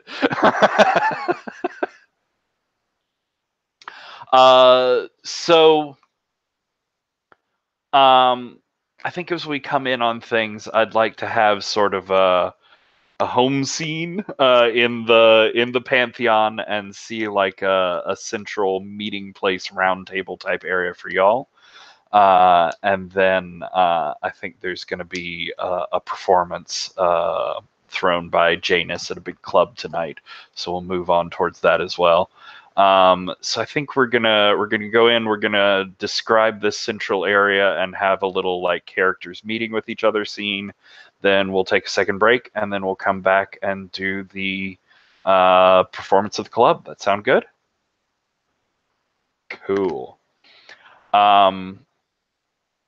So, Alex, there is a place in this Pantheon building. I'm assuming from what people have indicated that your like central meeting place is going to be underground. That seems to be the sort of popular area where all the cool kids hang out. So there's a central area that is just for the Pantheon, just for y'all. It's cut off from the public unless you bring people in with you. And it's sort of your official, we are being gods and meeting and talking about important things, or like what we're going to wear to the party tonight or whatever sort of thing. But I'm curious, is there like a round table type feel that you all sit in? Are there like thrones or chairs that sort of face each other across a void? Is it just like a hangout room that you each have a corner in?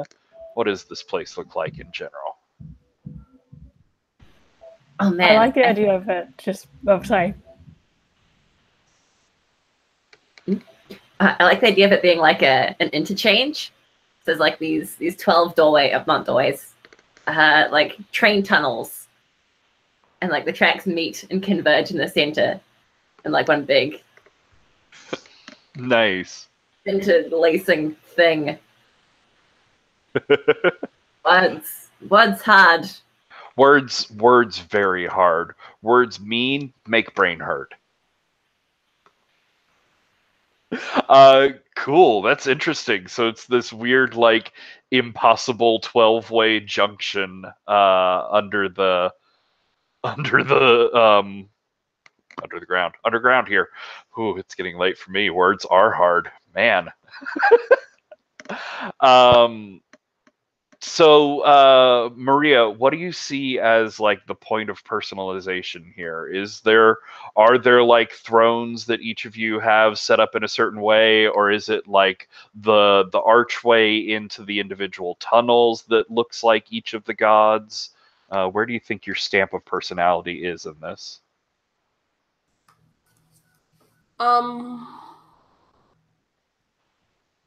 I think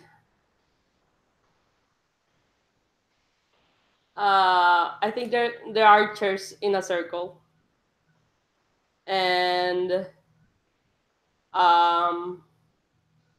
mine only appears when I want it to, which is randomly determined. Nice.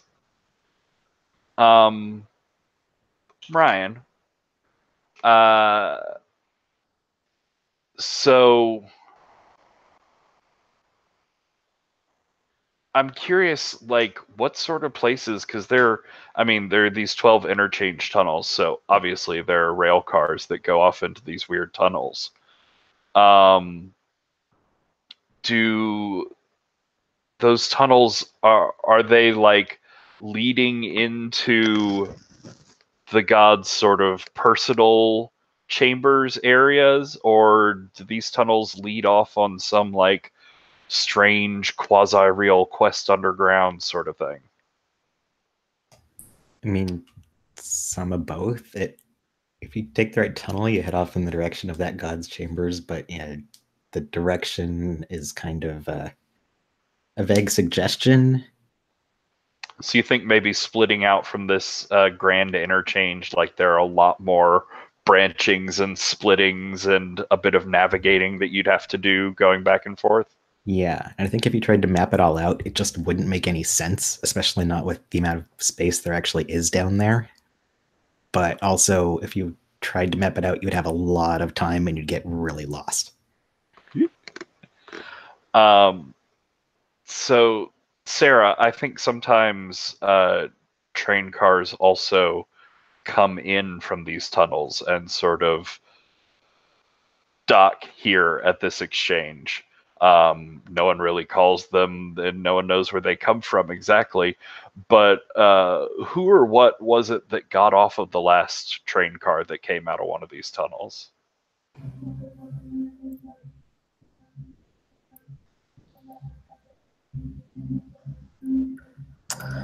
I kind of want to say that reporter girl. That's exactly what I was thinking, honestly. Dia, that was her name? That's amazing. I think she was definitely the first outsider to get a picture of this place, and it was like the grand scoop of all things to put that up. Oh, to spread it. Oh, that's so good. I love that answer. And I just love the idea that she was not trying to get here, was not expecting to get here, was just like on a subway car, like, man, I really wish I could get some good shots or an interview with one of these people.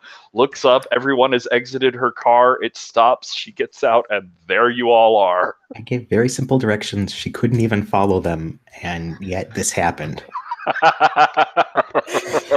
And there's all of us just like mid-meeting.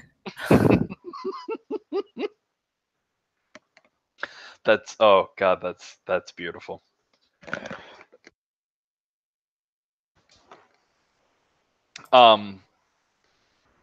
So I'm sorry, go ahead.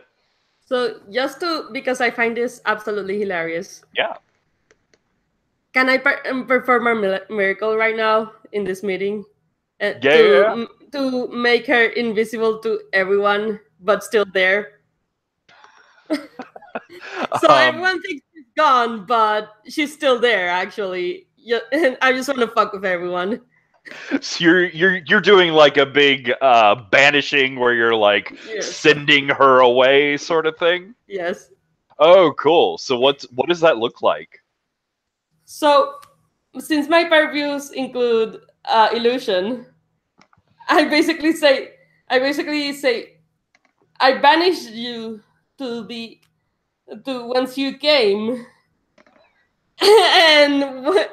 and then I think it and then fire comes out because Loki's kinda also tangentially a fire god, and Nice.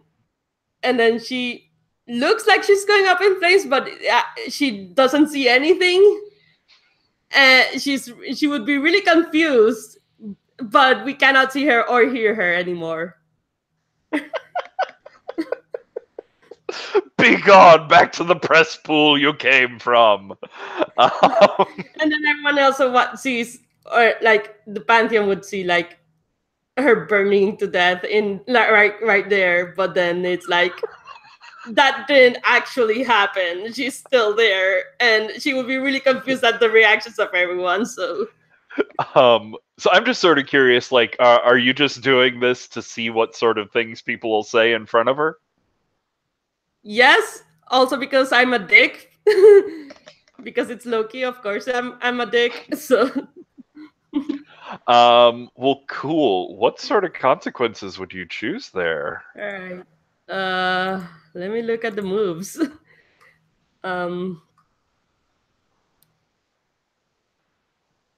well, I can't attract another gods to the scene because everyone's fucking there already.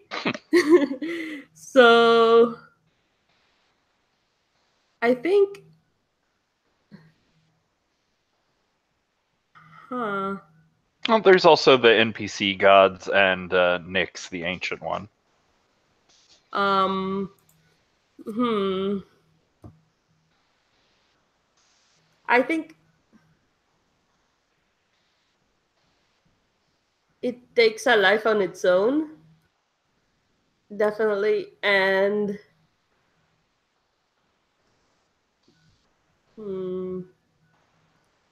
someone sees what you don't want them to, in the sense that it backfires because of something I myself say. Nice. So there might be a good opportunity to get something on you in particular, and I think just in general to sort of flag how this might turn out. I think this is not the last time she will unexpectedly show up in the middle of things. I think maybe she's got a little knack for slipping between spaces and showing up where you don't want her to now. So, wow. So to just frame the larger scene going on here, we have the four of you. I think Janus is there too. You were sort of gathering because Nyx had put out word that she had something that she wanted to say. You had all sort of shown up and were waiting for her to show up, sort of talking about whatever. This train car pulls up. Dia, the people's favorite / least favorite reporter, got off and started marveling at the amazing reporting opportunity, and then Loki burned her to death. Maybe, maybe. I just kind of just like lift my chair at you, like that was cool. Eris, I'm curious. What does your throne chair place where you park yourself here in the circle look like? On the floor? On the floor. I don't have like a proper throne. Nice. You just plop down.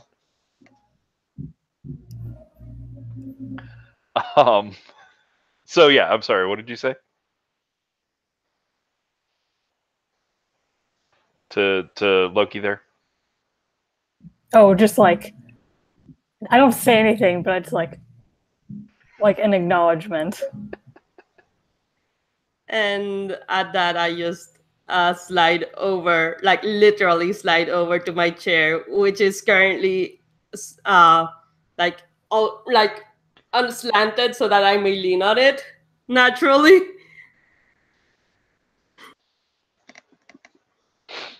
I think Janus, they look up from their seat. It's sort of, I guess it's back to back, and I think it slowly rotates so they get different angles on things.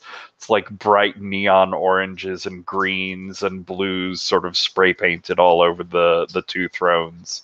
And they just sort of look over their shoulders at each other, shrug a little bit.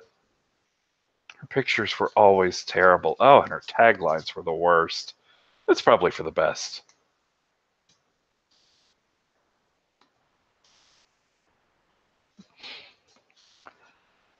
And so what's this all about then?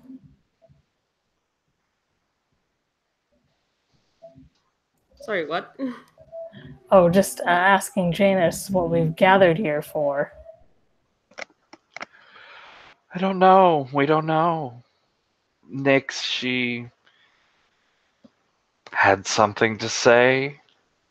Something very important, it sounded like. We're just here like you. And it's like their words sort of pass back and forth between them, almost like they're talking to each other, but then also talking to you. It's really weird. Well, who wants drinks? And drinks appear from my hand because I have that move, which tweet stash. I just get mundane party things out of my ass.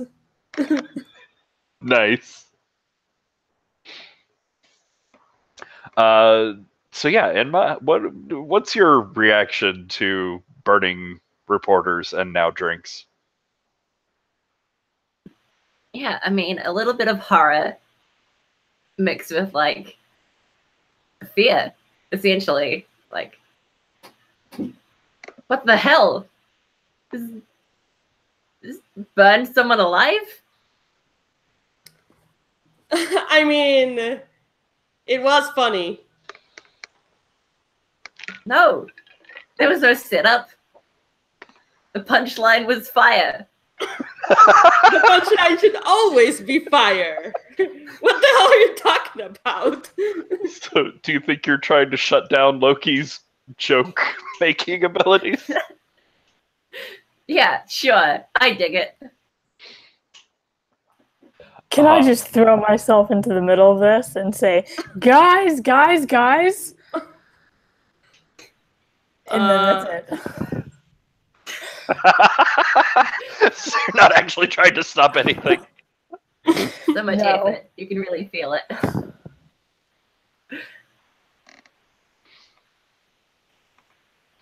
So yes, you're critiquing Loki's stand-up abilities. That is a 7. Woo.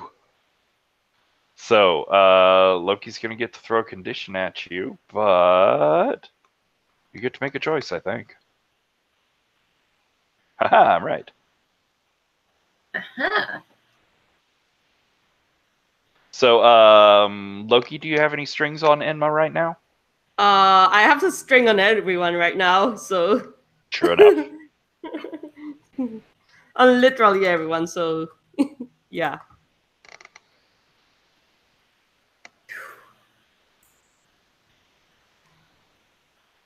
Trying to think of a good condition name.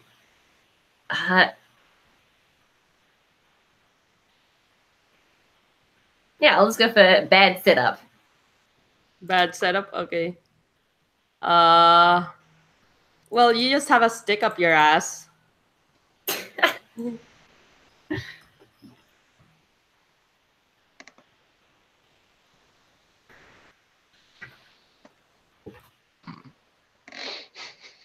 Stick in ass. Nice.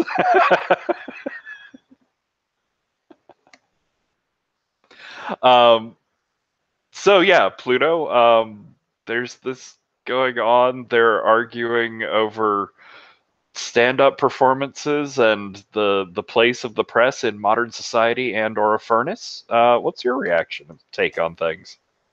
That was excessive. I mean, if you want to send her away, just do it. I did. With burning.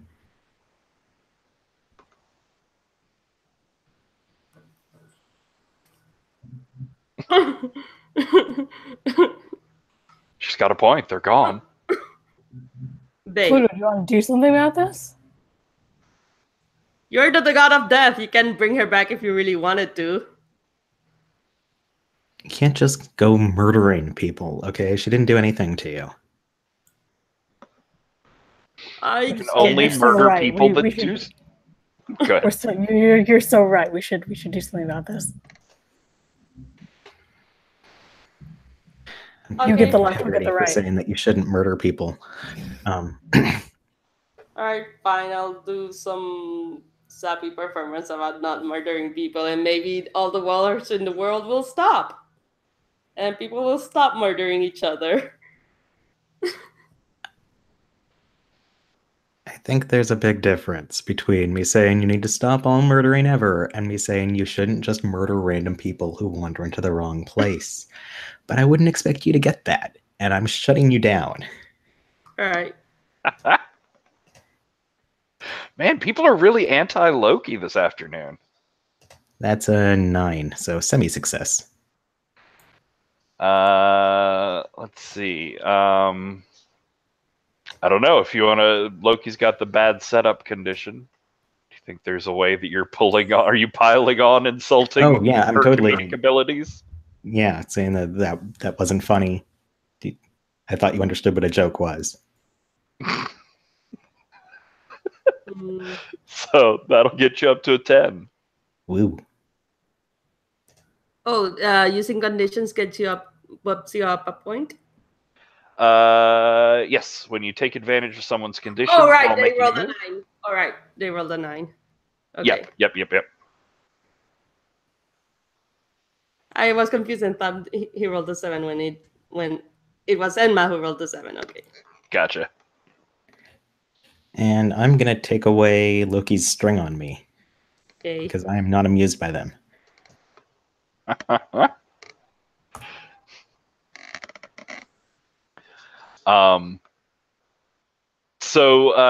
Yeah, y'all are arguing over comedic merits and what to do with the press. When I think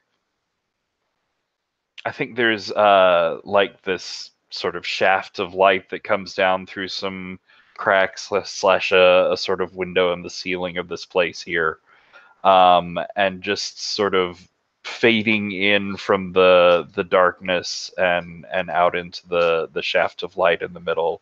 You see first like these tendrils of sort of wispy floating gray-white hair that just appear in the light, and sort of sparkling into existence comes Nyx, who just steps out of the shadow and directly into the shaft of light in the center, looks around sort of disapprovingly, and claps her hands. Come, children, stop whatever this is. It's fine, I'm sure, whatever you're talking about. I have more important things to discuss, though. Go on. Please, take a seat. Is everybody ready? Now, Fine, yes, thank you, Loki. Now, I know you've all gotten used to how things are. The half dozen of you scampering around, some extras hanging on, having your run of the place, but I'm afraid that's going to have to change soon. I feel that things are moving on. This Pantheon, it wants to be complete. I think there are new gods on the way. Well, aren't you excited? Do we have to? I mean, Uh, there's not What do you mean? space as it is. More the merrier. I've explained to you, this is the way that destiny works. The threads of fate Just are move the not river. something. You really are obsessed with that little river. It's fine, whatever, your distractions. Fate is not something that you can move like some simple river. These are things that will happen. Don't worry. Are you worried that you might be becoming less special? I'm sure people will still be very interested in your performances, Enma. Oh, I mean, can't they just wait a little? Time is ticking. The world waits for no one. We have a Pantheon to build, and there's not all the time in the world, you know. do we know where they are? Who they are? No. I will know them when I see them. I'll be led to them. I just feel it coming. I thought you all might want to know. Thought you might want to prepare yourselves for the new arrivals.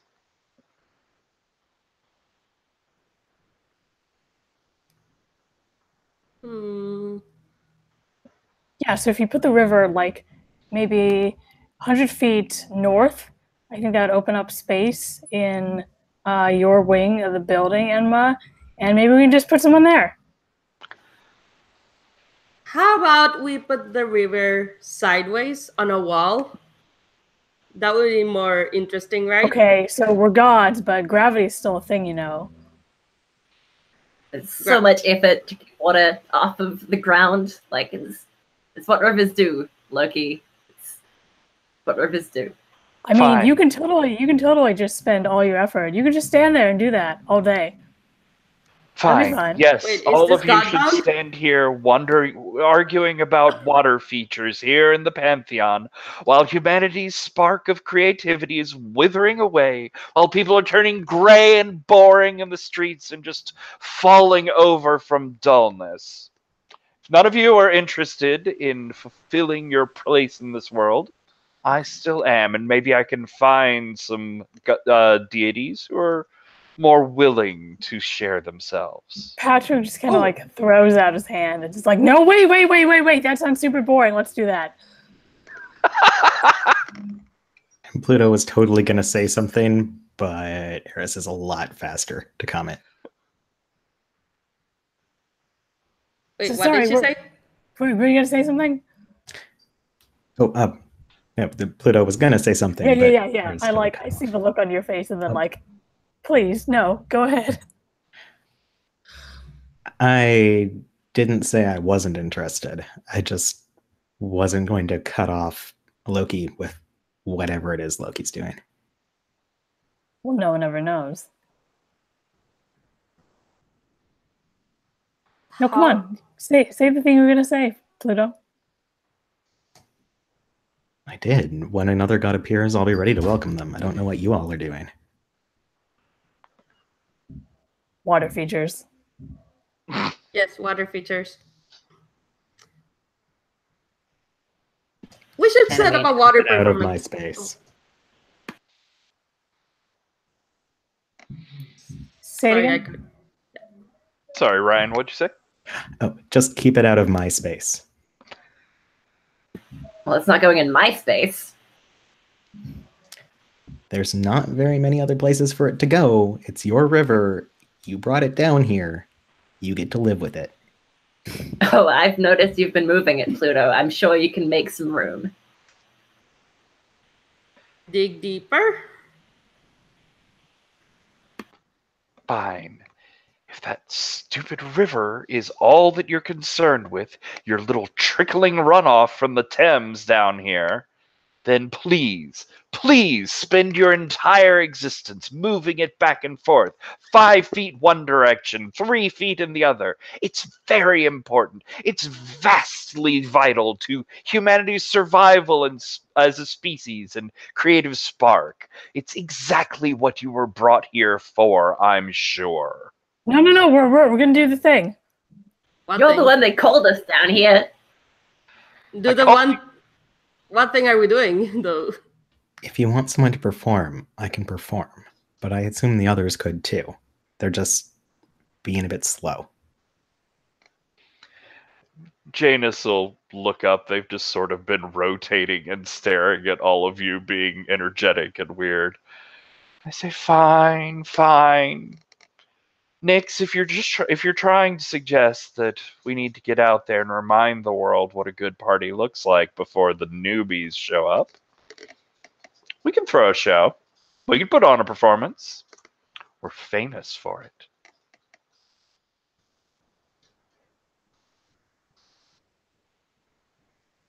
Watch out for rain. Better not rain on your parade. Guys, I just had the best idea. So, the performance. How about we move the river to it? And just like That have was it in my the, idea. in the air. Okay, yeah. We're doing that. Pluto just drops his head into his hands like, yep, this is what his ascension has been like. Nothing but this. Nix sort of like lets out an exasperated oomph and just steps out of the shaft of light and back into the shadows again and just sort of disappears into sparkling motes of dust.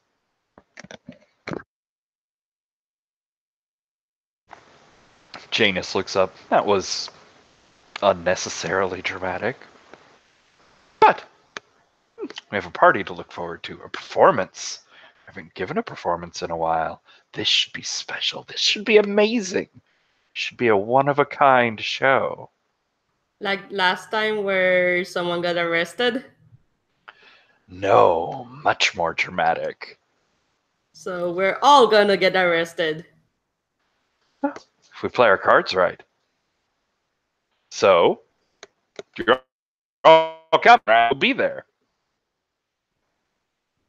Oh, I'll be there. Oh, we It'll figured make a you good would. vlog. That's quaint. That's cute. Anyways, try to put some sort of game face and outfit that's somewhat worthy of being seen in together. Just try. And they'll sort of flounce off into their tunnel. What's wrong with my clothes? Just Look so you know, around at all Eris. the rest of you. Just so you know, Eris, I'm not moving that river. Oh, you don't have to move that river. Hey, that is a great idea that I had just now. Yeah, and you can do it yourself. Yes. Not a problem. All right, Eris, come talk to me later. We need to move that river. So, on the very important note of where the river is going to go on, I think we're going to take a quick, we'll go 6-minute break here. Come back, we'll see a little bit of the performance. Here is a look at Janus's performance and their general message to the world. So, enjoy. We'll be back. Does it have Nicolas Cage? It does not have Nicolas Cage in this one.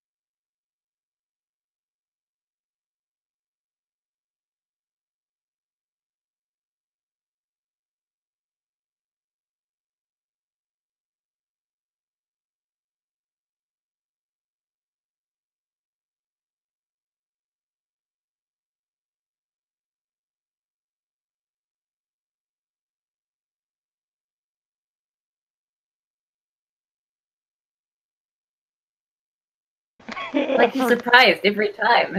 I forgot about it all over again.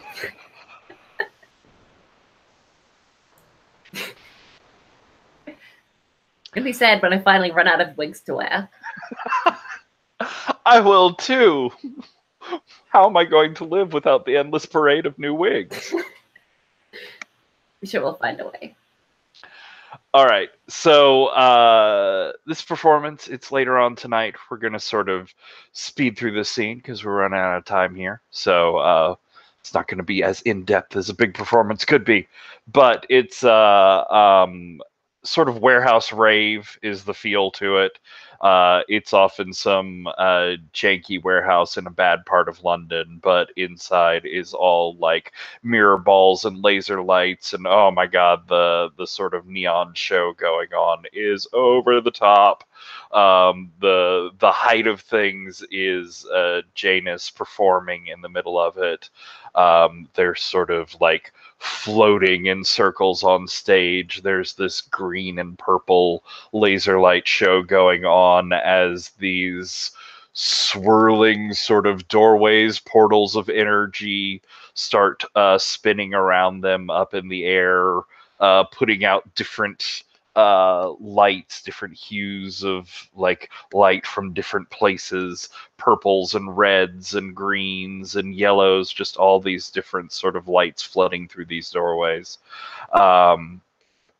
But I am curious to know, we'll go around the circle, go reverse order this time. So we'll start with Sarah. I'm interested to know, what is Eris wearing to this occasion? And like, what's your agenda for the evening? What are you wanting to get out of this scene? Well, it's basically like a club. So, like, perfectly fitted clothing, but like it's also, it's like a lot of black. Probably some of those like metal stud things, and like chains and things. Let's see, agenda.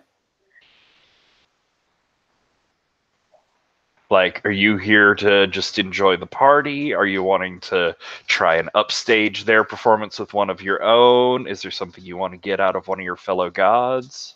I don't think he'd be going in with any particular agenda, but definitely like causing trouble if that seems to be where the night is headed. So for now, just enjoying himself. Who do you think might be your softest target out of the other three for causing trouble with? Instinct says Enma. Interesting. So, Enma, what are you up to for the evening? I want to know, like, how you look for tonight's performance, and I want to know your general agenda here. Let's go for like bright neon colors. It's like the long bright blue hair is down, and like a bright pink suit and a bright green tie. Nice. So you're almost like to look at. You're trying to sort of compete with Janus's fashion and look here. Oh, am I? Sure. Why not? I can one up them. A little bit. They're just all about the day glow. Oh, so many colors. It's like they spray painted each other with neon earlier. Oh, nice. I'm just gonna do it better. I mean, obviously. So yeah, what are you looking to get out of this evening here? I mean, I think I want to mess with Eris a little and just try and get Eris to stop being mean to me, because it is so cruel, you know, attacking me. Cool. So I think we have a confrontation brewing there. Ryan, what about Pluto? What's he look like tonight? Pluto looks pretty normal for Pluto. He's got like black jeans with the knees worn through, kind of battered black boots. Not totally laced up, like laces wrapped around the boot. several times, like he couldn't be bothered to properly put things through eye holes. And a well-loved leather jacket with a like hand-painted on Pluto symbol on the back. Nice. And his usual like tattoos all up his neck and everything. And just a cloud of cigarette smoke because he arrived already smoking. And clearly he's not super keen on this whole performance thing. Just whatever, I'm here, I guess. Yeah, and his agenda is trying to make sure it doesn't go too completely off the wall because there are so many loose cannons here. Oh, interesting. So you're trying to be the like responsible watchdog. Are you drinking? I'm the Staying chaperone sober for this. Oh, okay. So you're like the chaperone designated driver sort of feel. Yes. Nothing will go crazy on your watch. Spinning light show through alternate dimensions going on in the sky above your heads. You know, whatever. And Loki. What does Loki look like? Loki is in a swimsuit that is skin tight. Well, because swimsuits are skin tight, but more so than usual, this one. Nice. And Loki is coming with the river. As he had said before, or they, sorry. They. So yeah, are you like bursting up out of the floor with the river, or are you So basically, in the tower, since it's glass, you would see like a huge fucking geyser sprout out out of like the depths of the earth that is the river, and it would just go and then fly up and hit on where Janus is having their performance. Literally raining on their parade because I did warn them. amazing? So I think that's a great opportunity. Yep. I was going to say, I think that's the great opportunity to use a miracle as sort of the fictional justification for another move. Yeah. So we're not going to worry about the work a miracle move right here. I think we're just going to take it for granted that all this is going on. But I do think that sounds like a shutdown on our main performers here. And that might be a good place to sort of start our roll off here. So. Oh. And if this goes well, do I clear my bad setup? Because I did warn them. It was set up. Yeah. If this goes well. I'm guessing. So that it's dark, you said? Well, this is a shutdown, so this is gonna be cold. Yeah, cold is better. 6, 7. Spending strings won't work. It won't matter here, so I won't. All right. So they're gonna give you a condition back, but yeah, you get a choice down there. They have no strings on you.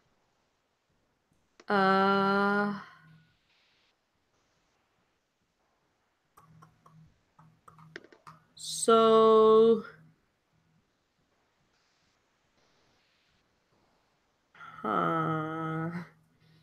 Let me gain another string on them. All right. I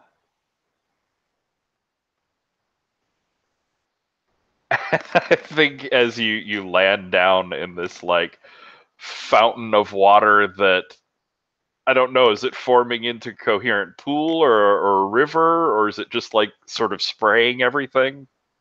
I think it's spraying, but as it rains, it just coalesces into a big middle finger shaped fountain or pool rather. Perfect. So yeah, as it's coming down, like all of the colors on them are running, and you're ruining their like perfect outfits for the evening, and they're complaining, and like you're getting some of their fans there wet too, and it's wilting all of their crazy, weird, sparkling club kid fashion. And let's see, condition. Oh, I had an idea, and then I started talking, and then it went away. Why do I ever talk? It ruins everything.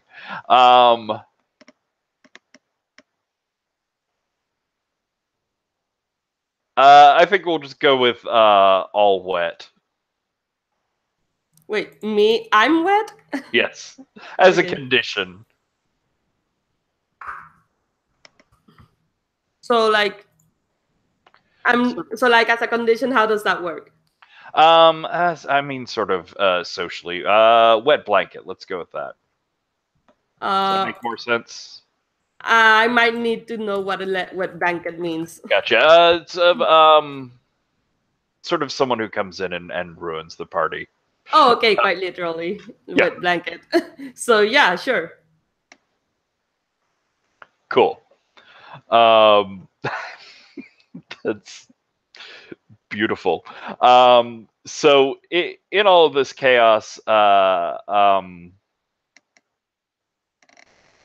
Jesus, Enma. There we go. Names, my bane. You see Eris sort of like over at the bar, and he's been like watching you. Like you feel like something is going up. There's all this chaos going down, and you feel like Eris has been keeping an eye on you all night. What are you gonna do? Well, if there's like a ton of stuff happening like on the floor, I think I'd probably actually be paying more attention to that. So I'd like be kind of distracted. Nice. So yeah, he's been giving you the eye all night, but suddenly like you have an opening where he's not paying attention. What do you do? Oh man. I think I might start a performance.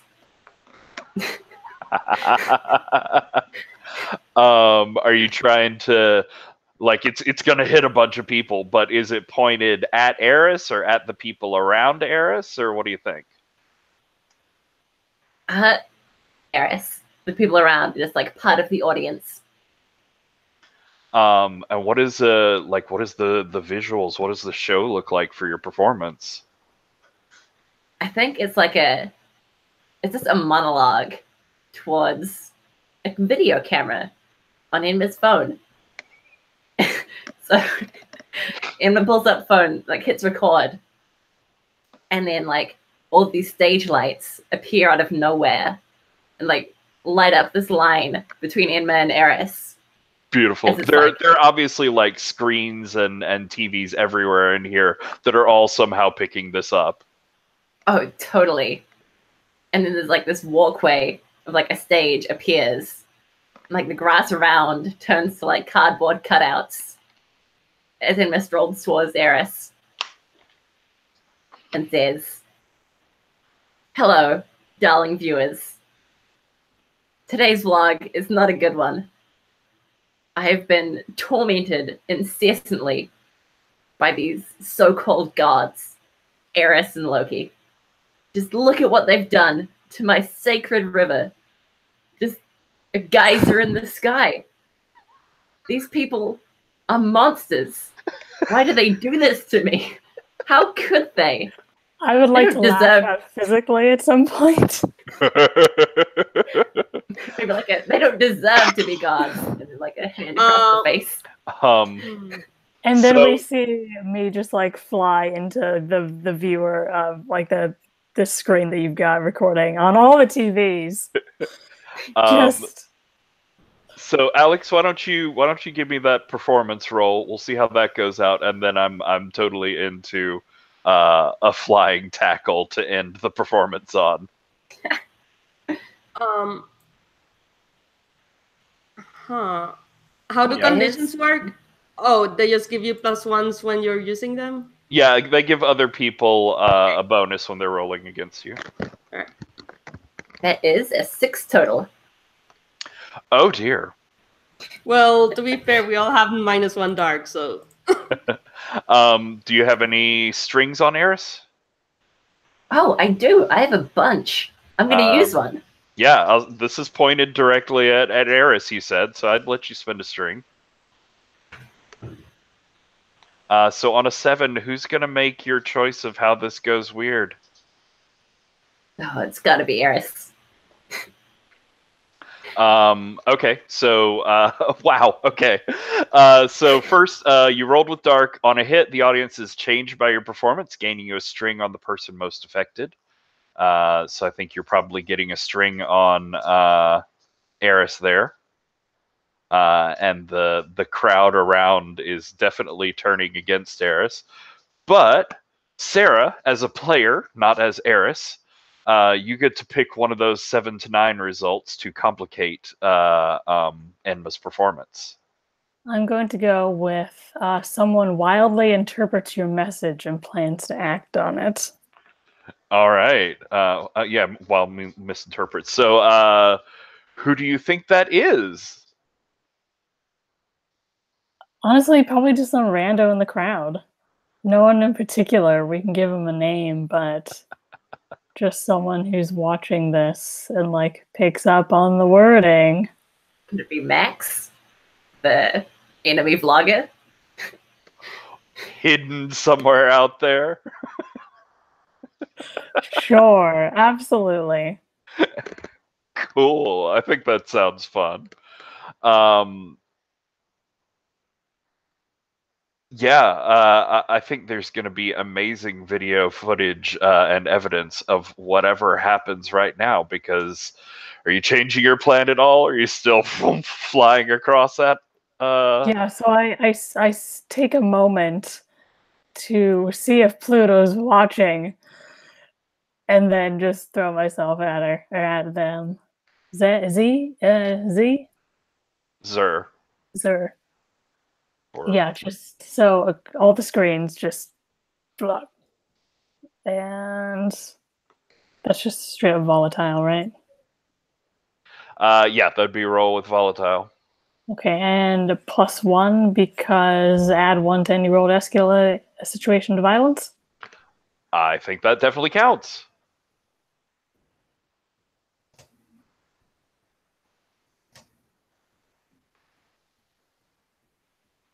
Okay, so remind me, I roll 2 dice? Yep, 2d6, and then you're gonna add your volatile +1. Okay. That is a 9 plus 1 plus 1 is 11. So, Pluto, you see this play out in front of you, like you know exactly what is going to happen. Enma is going to get knocked on her ass, on Zur ass, possibly through a wall.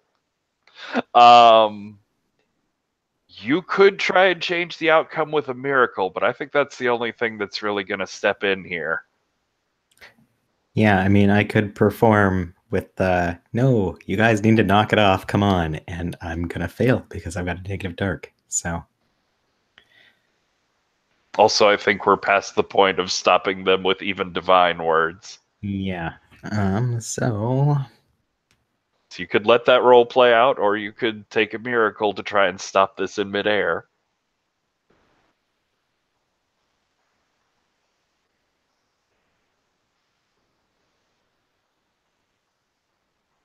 sure, I will work a miracle.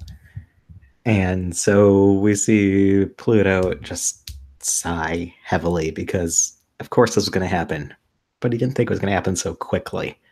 Yeah, there's just this zoom in on Pluto's like defeated, accepting face of, oh, and just that big sigh word balloon.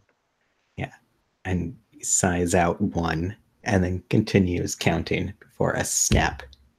And I think the river, Enma's sacred river, redirects so it just kind of wall of water between the two of them.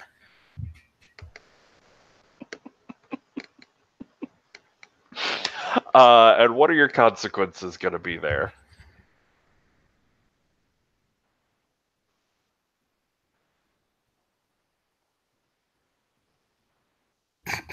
Yes, this doesn't earn me any more space in the underground, but hey, it's not all about our petty space squabbles. Let's see. I'm not gonna lie. I really want you to pick It Takes a Life on a Life of Its Own. Fine, then I will do It Takes on a Life of Its Own, just for you. And Cool. The river's alive now, guys. yay! You have a magic extra-dimensional reporter and a living river. These are all terrible, and I love them. In the first session only. Yep.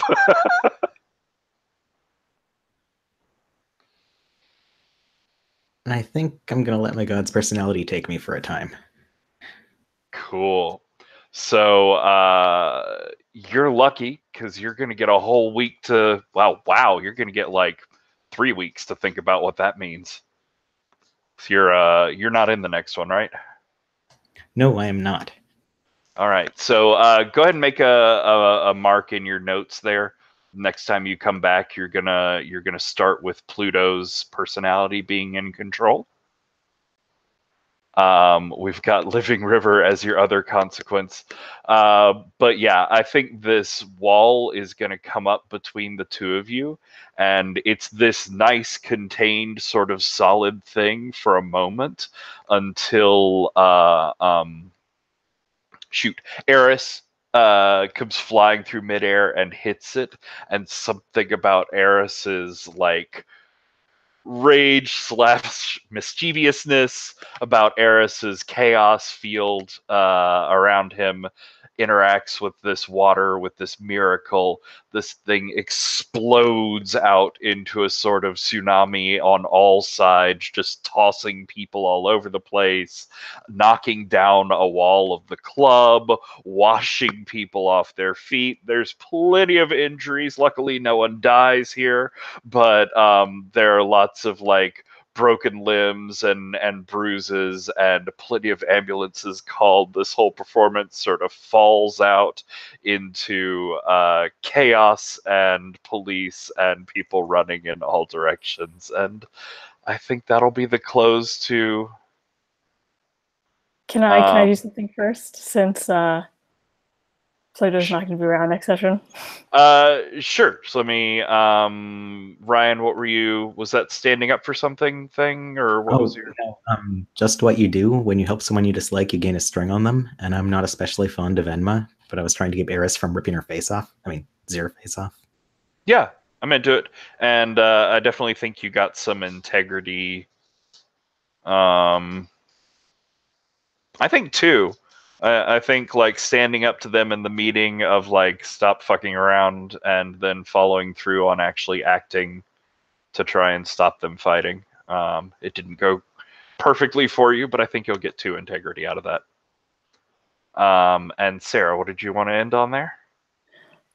Just like after all of this mess, and like I'm soaking wet, but also very pleased because this went so sideways. It really did. And I still think that Pluto and I are going on a date. So I just kind of want to like find him in the aftermath, or like as we're like running from the police or whatever, and just like sees your face and is like, "You beautiful." And roll to turn him on. I love this so much, for the record. Cool. Yeah, let's get that roll out real quick.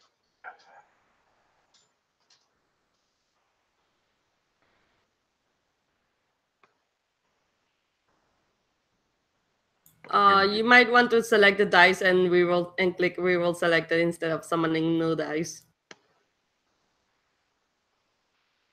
But it says total 7.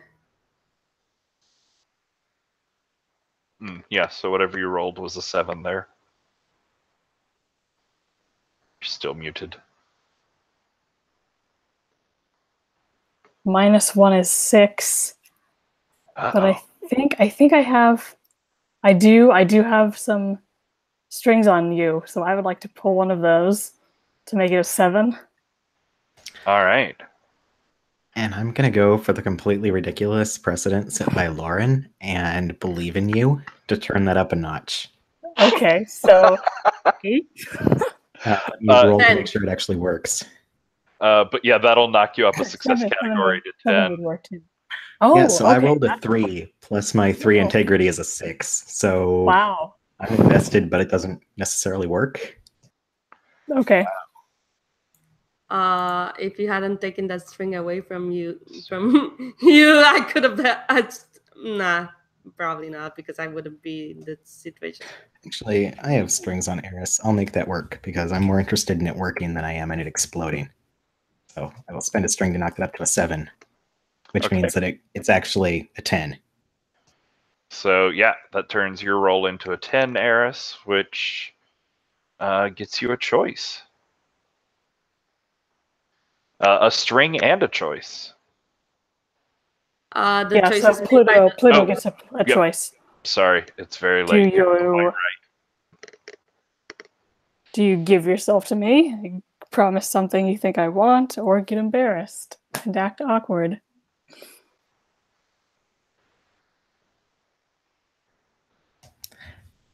I think in this moment, Pluto goes like, "Oh, fuck you! I knew you were gonna do this," and goes in for a kiss anyway.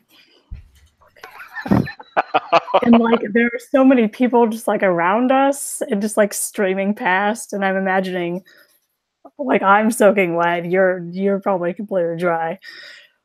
But it's very messy. That's beautiful. I think that's a wonderful shot to end on. So cool.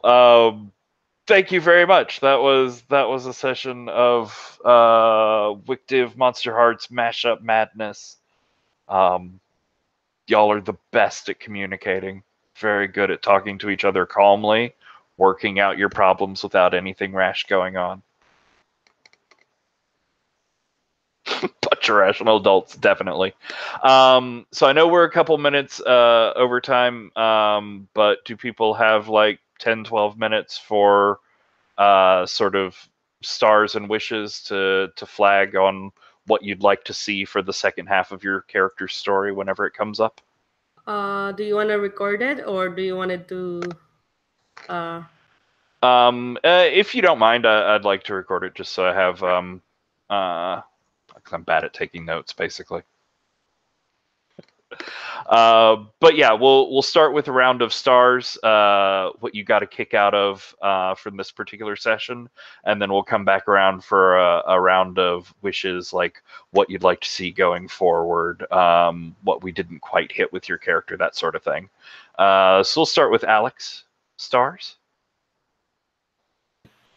Oh man, thank you to Maria and Sarah for picking on me. That was like perfect.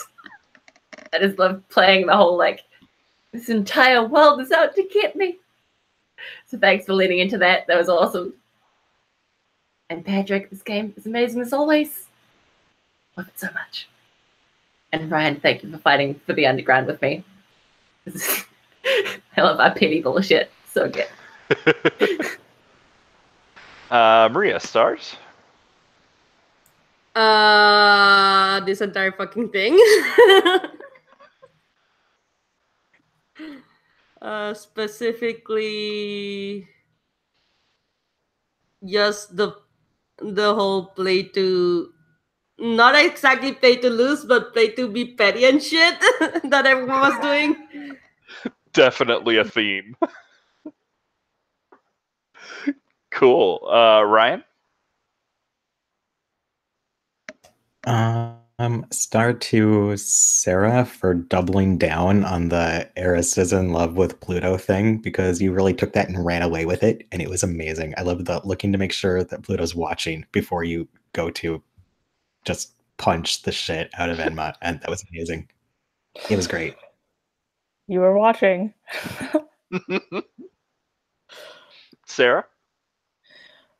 Just like I've played Monsterhearts a couple times before, but it's very like it leans on the drama, but it's also very small. Like it makes the everyday important. And this hack of it, it's very big, and like you can do miracles and just ridiculous, crazy things. And I'm really enjoying that, and just like the scale that makes it possible to play on.